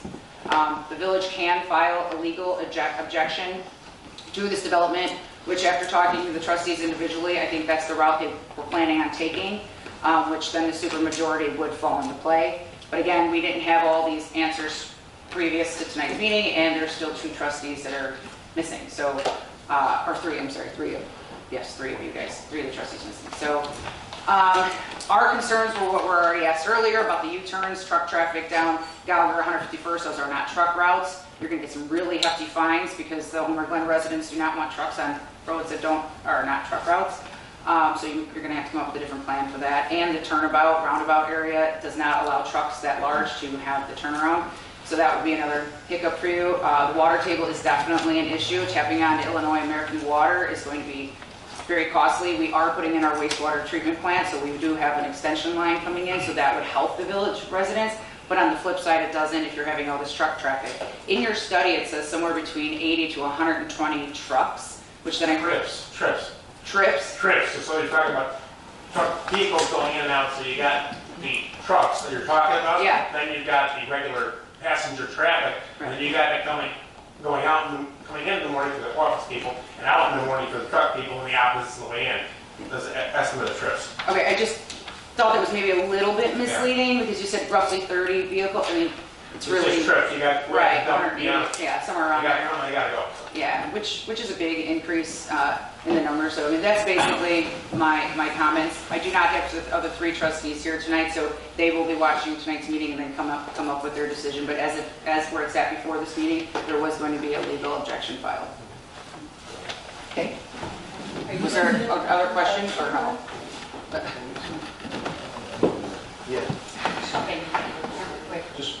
Well, I don't know who had their hand first. He did. Okay, go ahead. So I don't know how many people did the math on the proposed water gallon usage average, and conservative 20,000 gallons of water a day is over 7 million gallons from our water table every year for one business entity that really brings nothing of value to the residents of Homer Glen compared to the people who, have families here and local businesses that actually contribute via tax revenue in some way, shape, or form. Is just a net loss of how many millions of gallons over 10 years? Like, it's astounding to think about long-term versus they say they don't mind paying city water. They can go to an industrial park and be hooked up immediately to city water or Lake Michigan water and not pull from, this rural area where we all are unwell. It's just crazy to think about those numbers in the grand scheme of things. I was wondering if they get off on Route 6 before the exit so they don't got to do all those turns on non-truck roads. You're telling me they're going to drive all the way to LaGrange or Harlem just to come up and then head down 159? I'm just confused. Again, when they talk about truck routes, those are routes that are for trucks up to 80,000 pounds. Even a regular scheduled non-designated truck route, okay, and they're different. The law is a 73-280, and we're talking about vehicles that are 60,000. So no, they don't have to go to 45. Well, like what road would Gallagher be classified under for weight? Gallagher has a 7-ton load limit. And 151st Street has a 7-ton load limit. So if you're talking 60,000 pounds, I guess I didn't use the right verbiage, but I'm talking about roads like that are going to be your right turn roads. So I'm wondering, I'm trying to do it in my head, if you go from Route 6, are you going to have your guys drive all the way down to those bigger roads and then come up 159? It just seems really far out of the way for you guys. In order for us to be in compliance, which we will always take the path of being in compliance, we're going to do what's necessary to remain on a truck route. And then I suppose, because if you're already going to just plan on getting off on Route 6 to make that turn over there, I don't know if there's industrial lots for your guys' needs specifically, but there is a lot of, just right off Route 6. We actually looked there. We actually had. I figured. So, that's all. Yeah, I think the concern is we're not going to have definite answers because you can't show us the truck routes. I wouldn't want to see those trucks on Cedar because we just had the deal with the curb. And, there's a lot of traffic there, and it's not really a safe road to have all those trucks running. Cedar is a truck route. I know. So if you start adding all those trucks onto Cedar, where the S-curve is, that's, to me, like in a lot of residential properties, that's a concern for me. So what I'd like, I'm just trying to think about how to proceed here. We could either look for a resolution to force the county board to do a 3/4 vote, Are, Well, the village can file a legal objection, the township does not. You can file a resolution. Right, but I don't think can we do that tonight, Jason? We don't have that on our agenda. That's correct. So we're gonna be late to the party because it's gonna be once a month. well, the public hearing is on the 19th. So is there a way that we would be able to have a resolution before the 19th if we have a special board meeting? Well, it's on the agenda, just as a new business matter, right? Yeah. It's not, so we take serious action on things. Yeah, but it wasn't for action. Okay, so what we would have to do is have a special board meeting to do the resolution. And the hearing is on the 19th. So,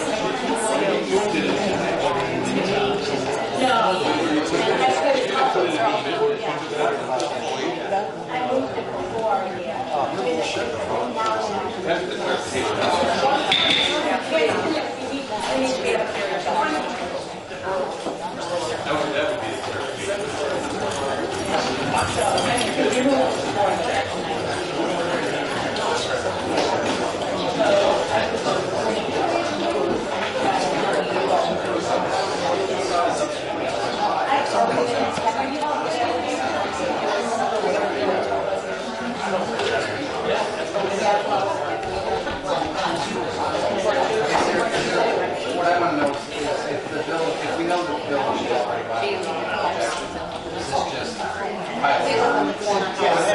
right, it's just our pitch.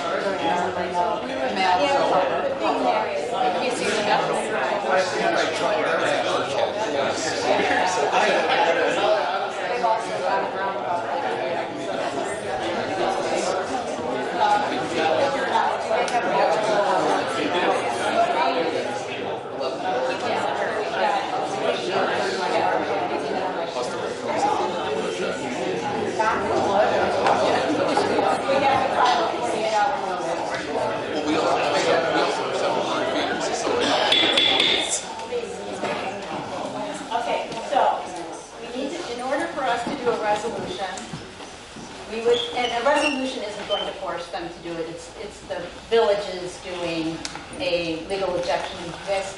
Which I don't have the three trustees. She doesn't know confirm that but yet. that was the route they were taking as this morning. Do you have a board meeting this Wednesday? You don't. This Wednesday we have a board meeting, but it's Okay. not on the agenda. Right. We're waiting to hear from you guys. Okay, today is, yeah, you don't have 48 hours either. All right, so I think that we would need a resolution because even if it doesn't force it, it sends a strong message to the council. And I think by then, by the time you have the public hearing, maybe some of these questions could, concerns could be addressed more thoroughly for the county plan commission members and to us and to the village. As a supervisor and a resident of this community, I always feel the residents come first. I mean, I like businesses, but these are the people who are really invested in the community. This is their life savings, this is their homes, this is their dreams, and they're here. So those are my concerns. And I would like to have them addressed. I would like to talk to some of the residents. I asked that you reach out to me. I don't have your names or phone numbers because I'd like to hear from you, like after you've heard what they had to say.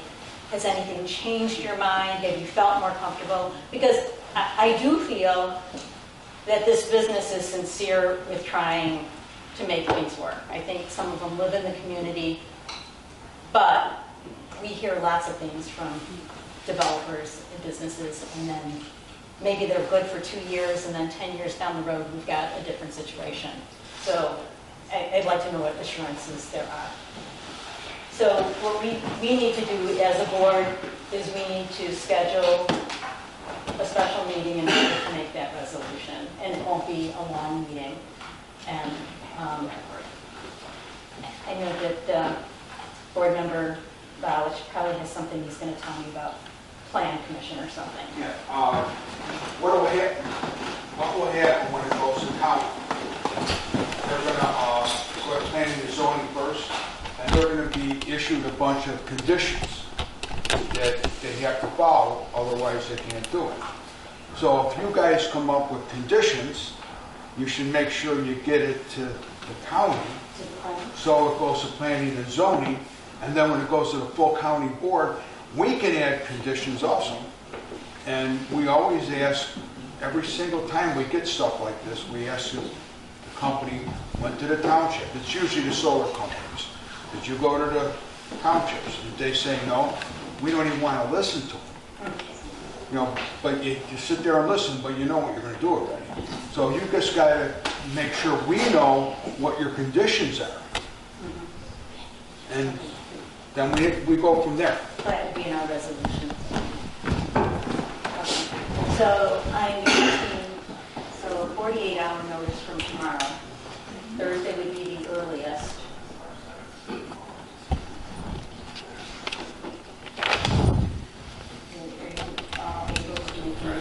Or do you want to do Friday? No, please don't. Oh, Friday. Okay. Yeah. I would really appreciate it having a Thursday, because I'm the supervisor of Linux, and that's our meeting. Yeah, so Thursday's May 14th.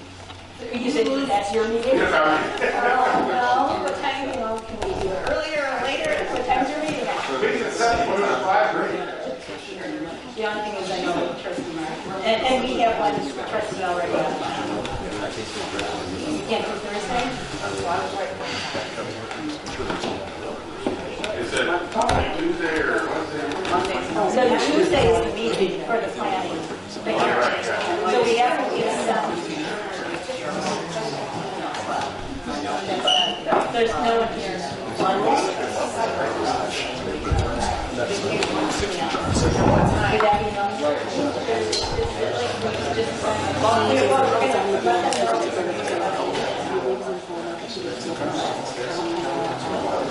And you're the one who's going to Yeah. I can do Friday. I can do Friday. I can do Friday. I just don't want to. Well, I don't like it either, but I think it's important.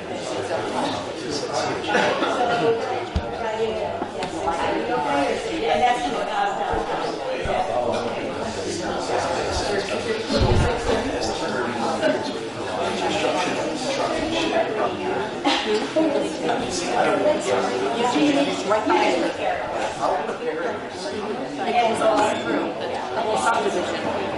You won't be here at all. You won't be able to. I will be able to work that Please don't say that.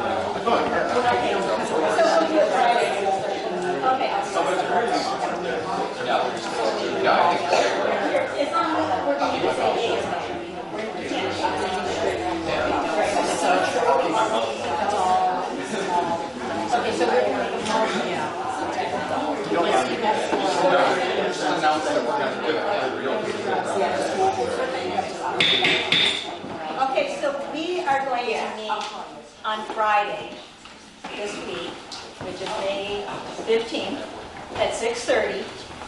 Our attorney is going to prepare a resolution for us. We're going to discuss what needs to be in it.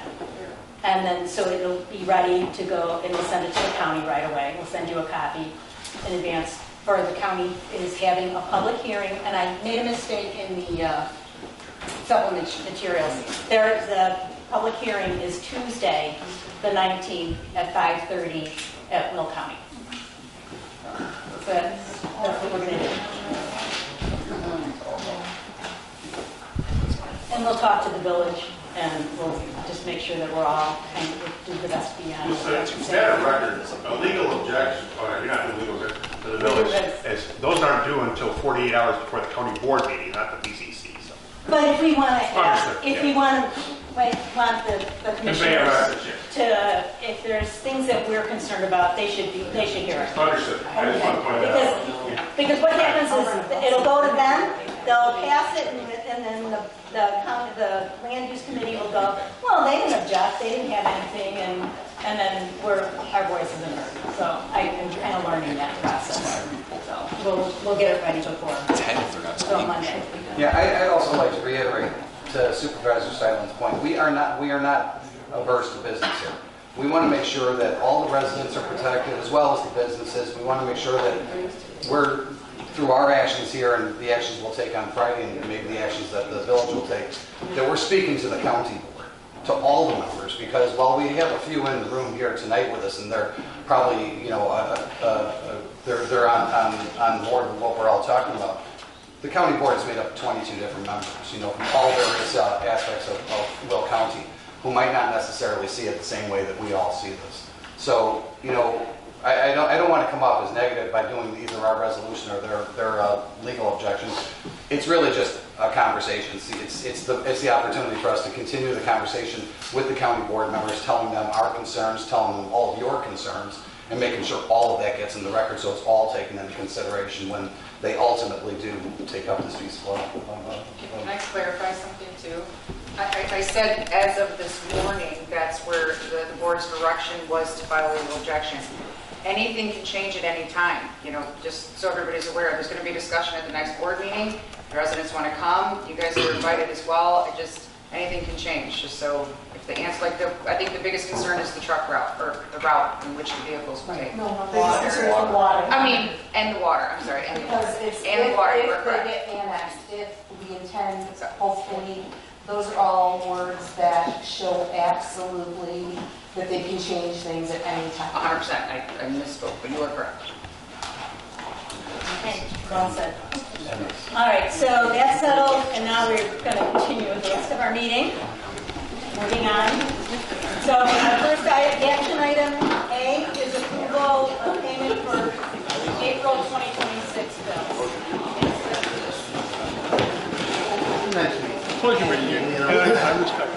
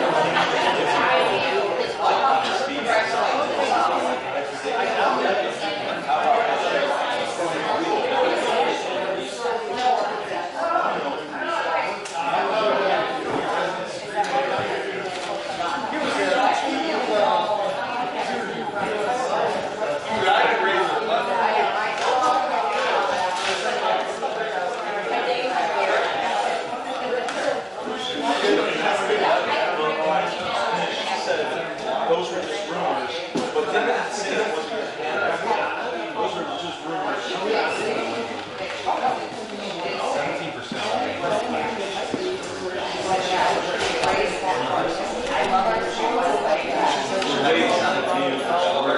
Hey, how you doing? Thank you for your service, sailor. Welcome home. Been here a long time. I started in 61. 88 to 92. And I got out in 2002. God bless you. God bless you. They paid me. Huh? My job gave me vacation. But I kept all checks. Yeah. Why wouldn't I stay in? Yeah. Wish I could have.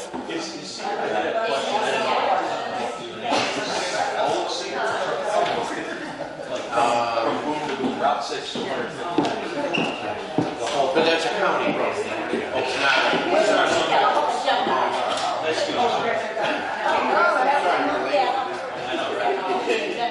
Essentially, yeah, that's a county road from. Give you advice on your village. I think at least. He would be very displeased with me. It's not hard. I guess the next question is where. See there, just the trips in and out. Way to play. I was guarding right to their yard. Yeah. They've been outside right now. Yeah, that's 7. I live on Honeywood Trucks. Right across the street. Okay. No, I know it's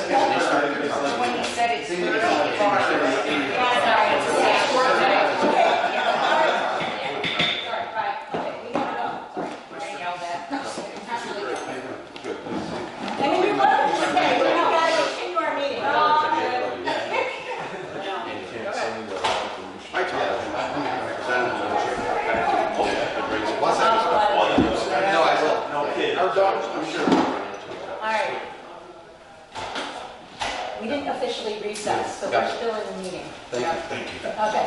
Sorry about that. Oh, that was a meeting?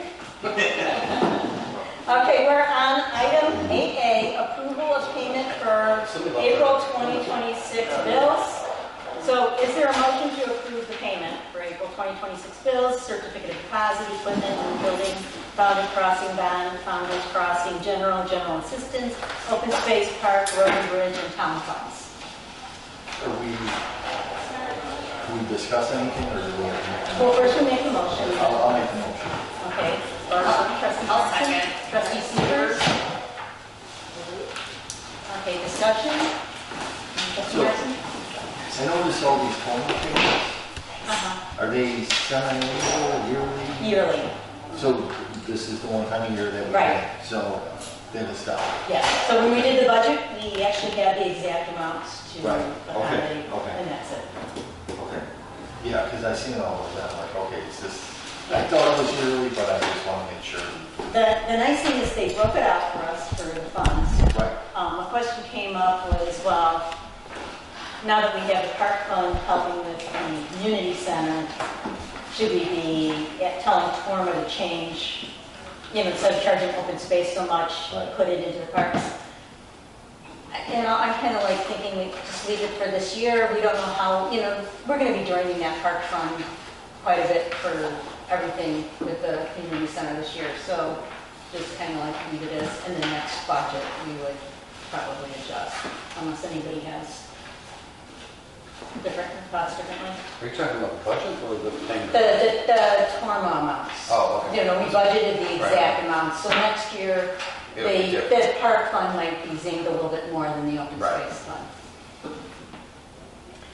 Okay, so we had motions and we had discussion. So we're going to call the roll. Supervisor Stone? Aye.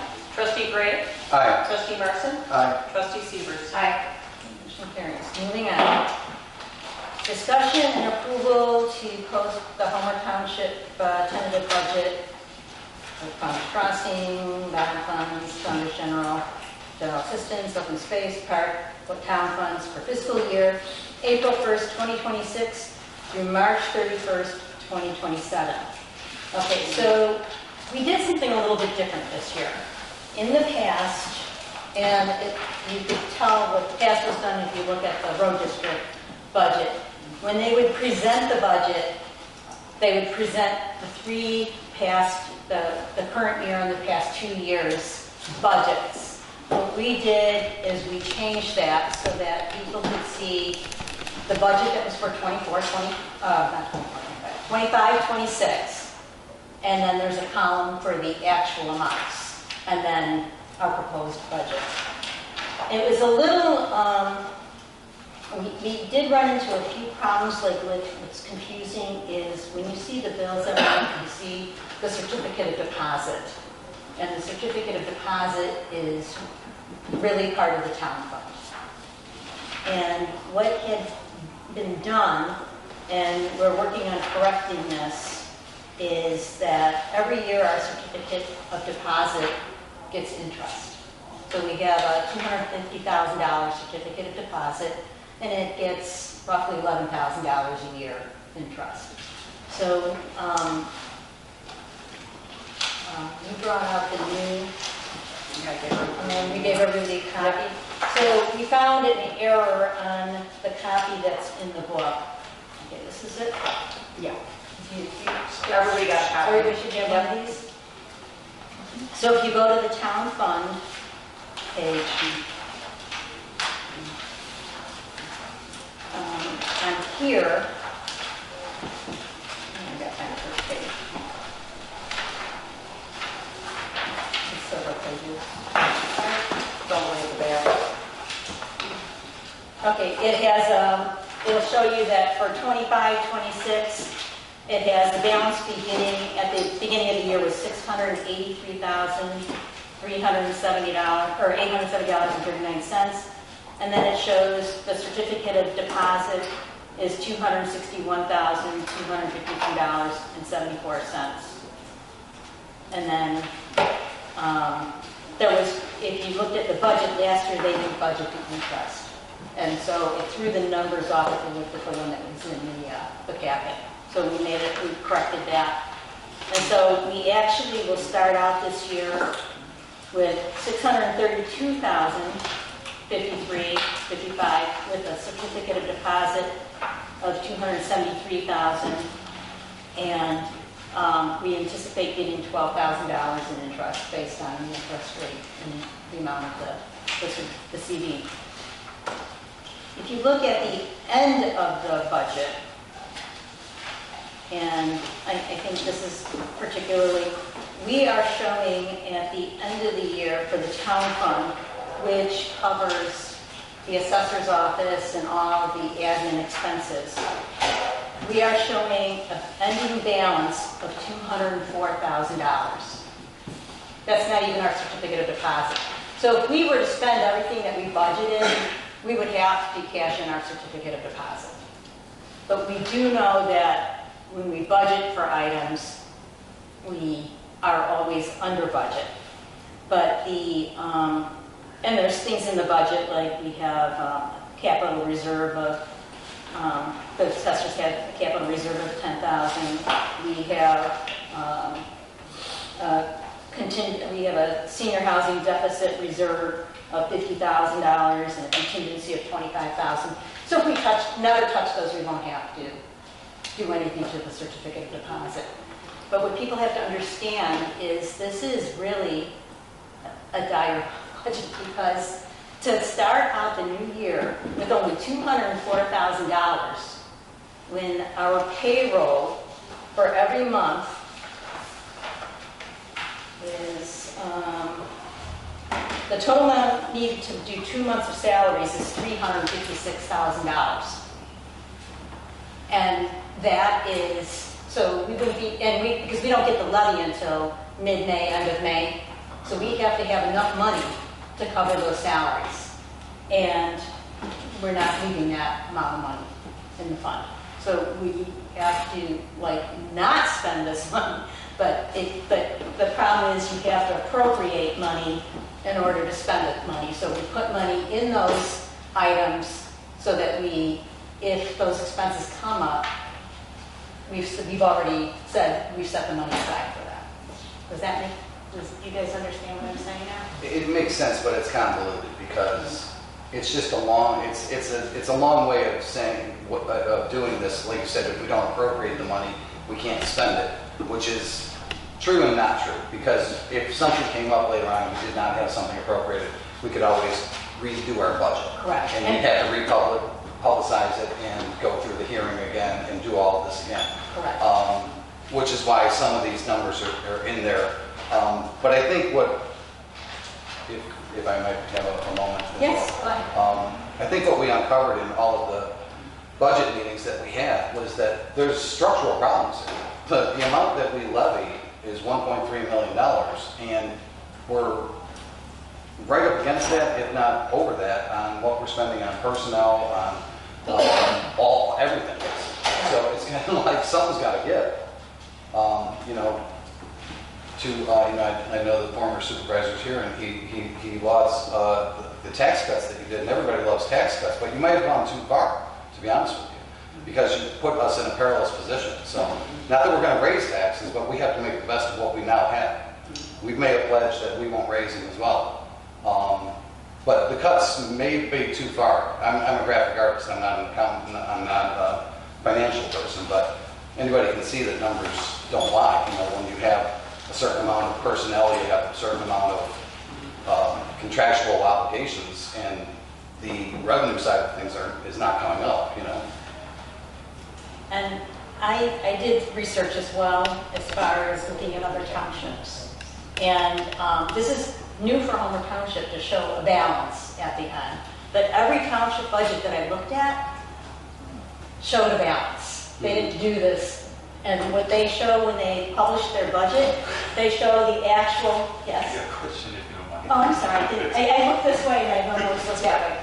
So the proposal for 2020, to end of 2027 is you guys are going to have an ending balance of 204,000. Is that what you're saying? Correct. So the actual for this year is 905? I thought that's what, Yeah, we're starting out the year. Well, because yeah, that's a good question. So, but if you added up all of these figures, that's how it comes up. So that's what's all in the budget. So last year, I mean, well, if you well, look because I'm looking at a budget line item and then I'm looking at the actual line item, and I'm just, if I just looked at the assessors, I could see the difference, but we budgeted where we were a shortfall of $11,000, but then if you look at the actual, we have 905, that doesn't make sense, does it? I'm questioning because it doesn't make sense.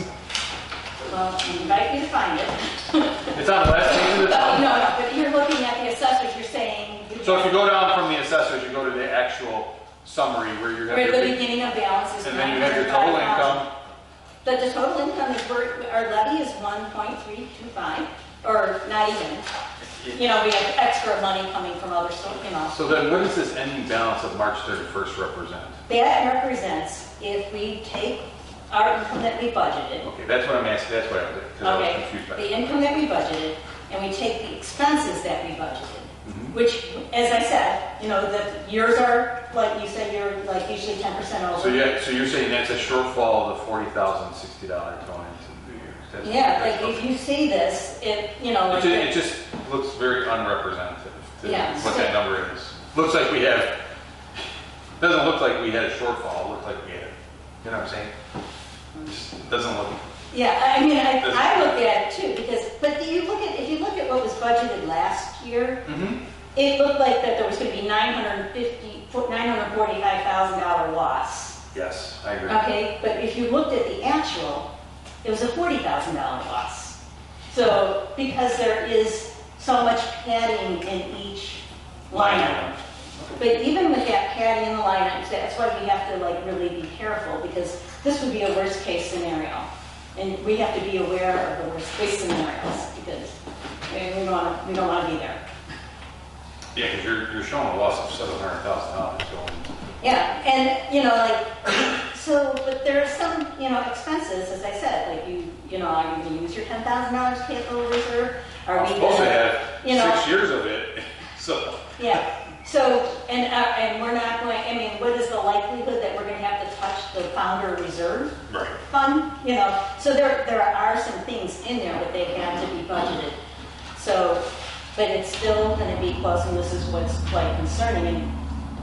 And if you looked at the way the budgeting system was done before, it was like so much money was thrown in that budget, and then so much, you know, like what turned out to be actual, like the total income that was budgeted in 25, 26, which we didn't.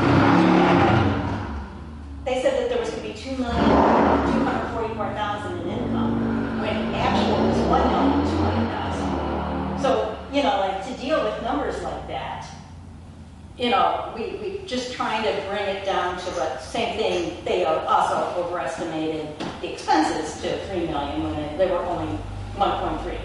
So we're just trying to get it as close to what the reality is, but it is kind of scary. But if you look at the financials, but after we end up, I took all of the balances for each fund, at the end of the year, the township would have $1.1 million total, you know, like, but I went and looked at the DuPage Township, I looked at Lamont, Lamont was low. I looked at New Lenox, I looked at Lockport, I looked at Troy, I looked at a lot of those townships, they have balances of $4 million. You know, they have millions of dollars. You know, they don't compare to what we have. And that's why they're able to offer all of those services. But, you know, this is what we have to work with. So, And are there levies higher than ours? Yes. Oh. Much that higher. makes sense. So, Lockport's is probably, a lot higher. And that's why their salaries are higher. They're able to, they have 3 buses for their seniors. We have none, but this is a long history of Homer Township. Just was a rural community that people didn't want taxes. They didn't care about having a lot of services. Now we have a population that seems to be demanding services more because they've come from communities that had services. But we captured the growth, which gave us about $18,000, I think. But even, you can only, even if you were to raise taxes, you can only raise them by 5% of whatever your levy is. So that isn't going to really bring you up, that much. No, it's not going to get you back to where you were. That's why it's dangerous that the state allows you to cut them as much as you want, but you can only raise them back up by 5%. Right. So it's dangerous to think that you have that's a great selling opportunity. I think new growth's going to help us in this, in next year's situation. I agree. I think, we pick up a little of that, and we did have, the insurance did go up 1%, so maybe some people's it didn't, but the overall, I think, went up. Let's see what they have in, let's see what they show.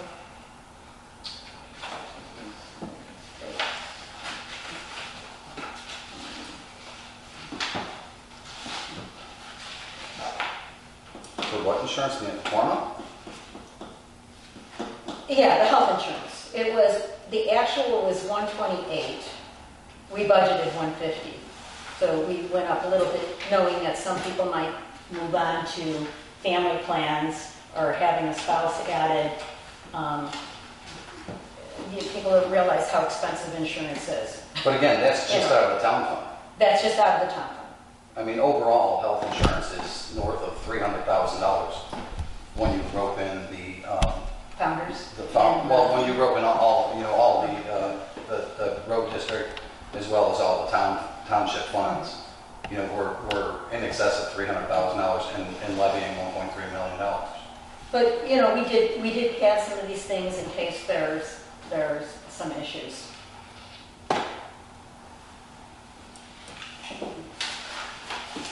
So what we need to, and feel free to just let me know if you have a question, but what we need to do tonight is agree if this is what we want to post. We can post it like this, we can just post the budget portions. I kind of like to leave it like this with showing the actuals.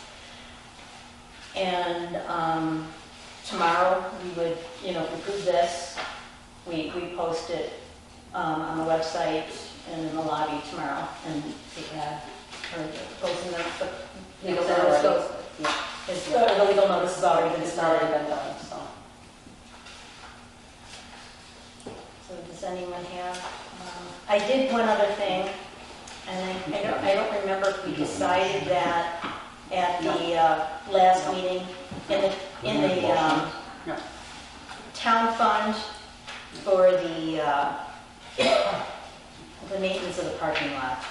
I swapped the maintenance with the capital improvements, the asphalt maintenance, because tearing up this parking lot is actually a capital improvement. So that was I mentioned that at our meeting, but I don't know if we... Seal coating is an expense, but the actual rebuilding is yes. a long-term. So, that's split out, so it'll work out. Do we have a motion on this?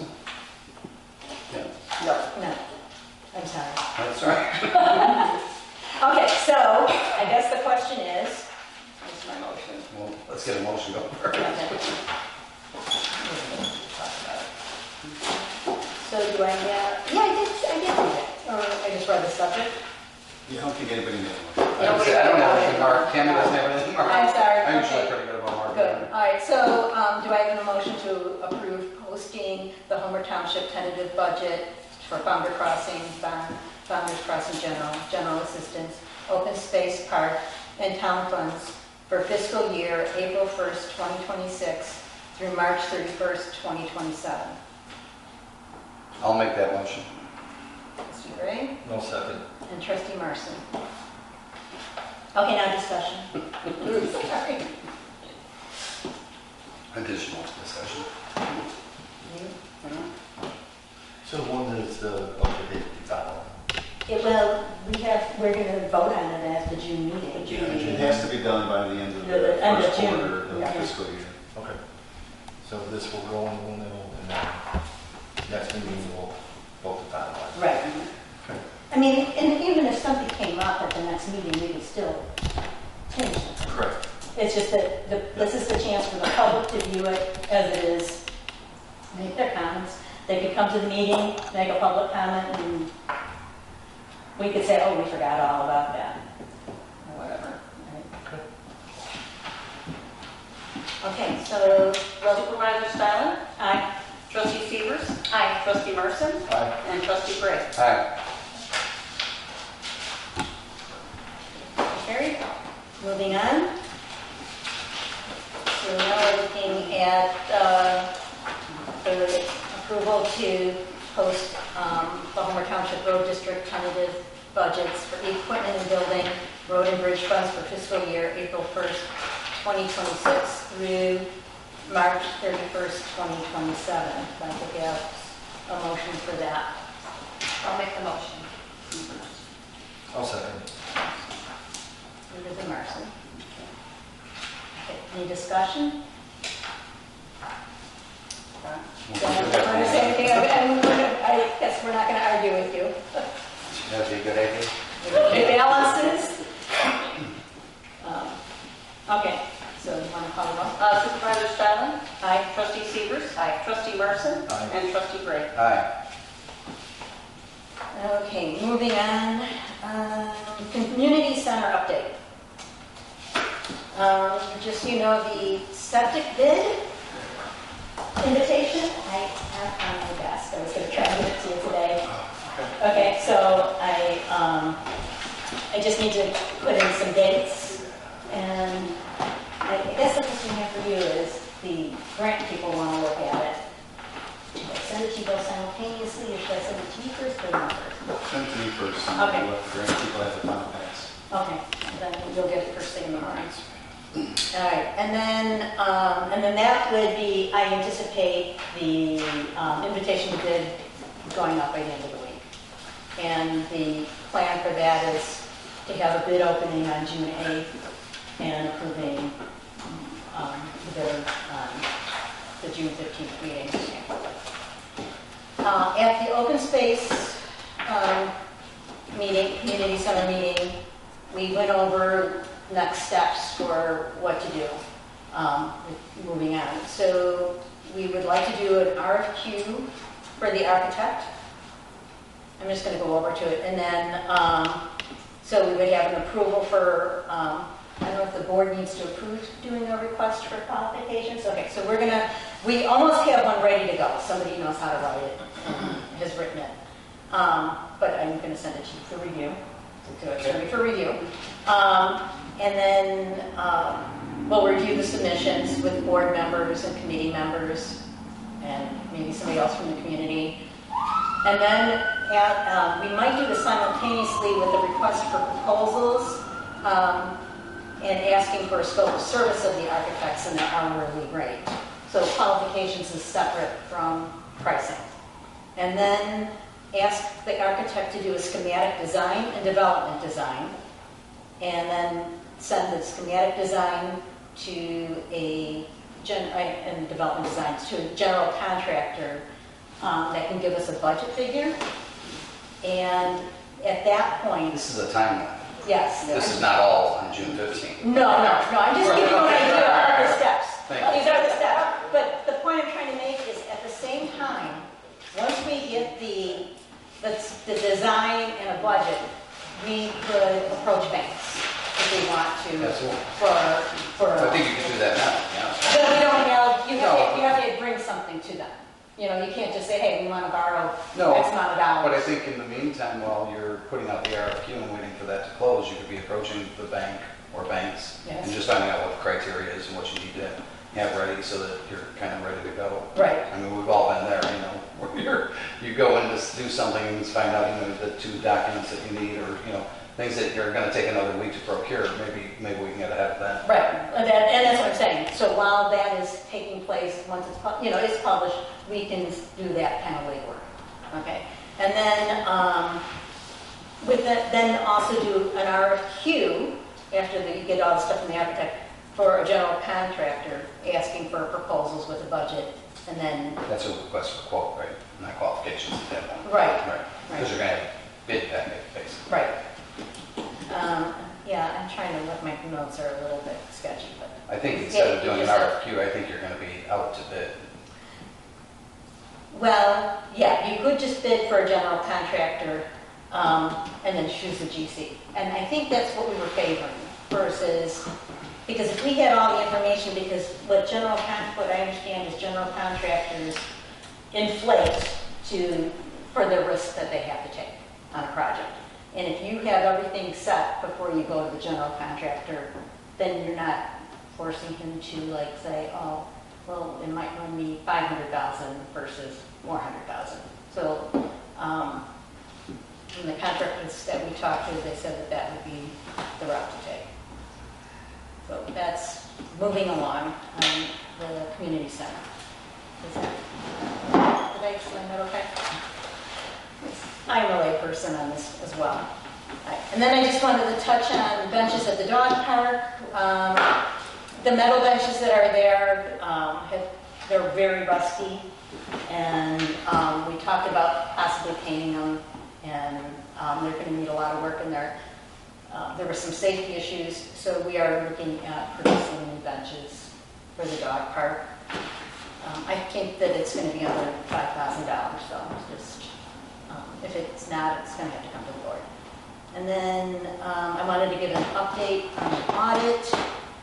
We're seeking quotes. Mary Kat was on vacation for a week this past month, and I just didn't have more time to do it, and we're facing a deadline to try and get that in as well.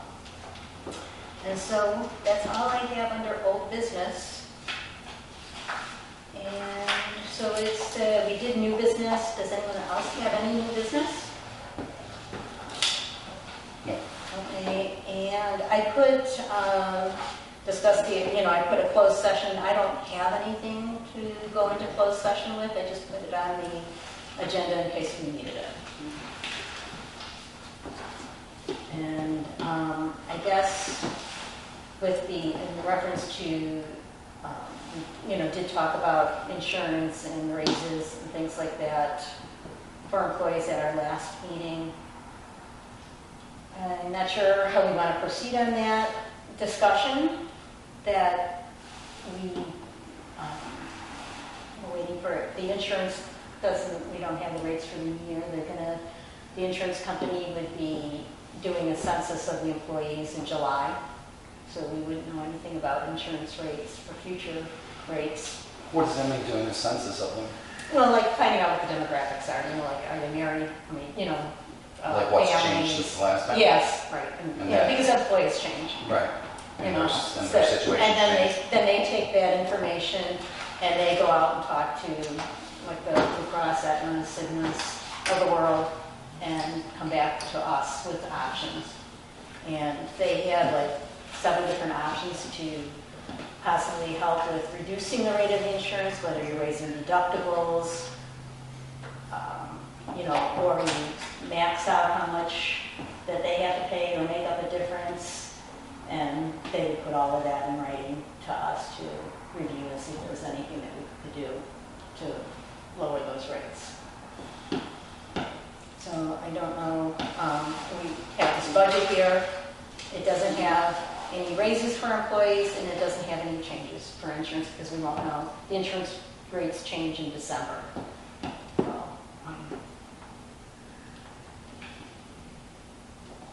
anyone else have anything to say or add? So we'll just wait on that, and I can also pursue another broker. I told our broker that. We might look and see. The health insurance broker. Yes, and I did reach out to another township that's a member of the Metropolitan Township Association, which we are not, because they charge based on your appropriations. So it would cost us like $3,000 to join.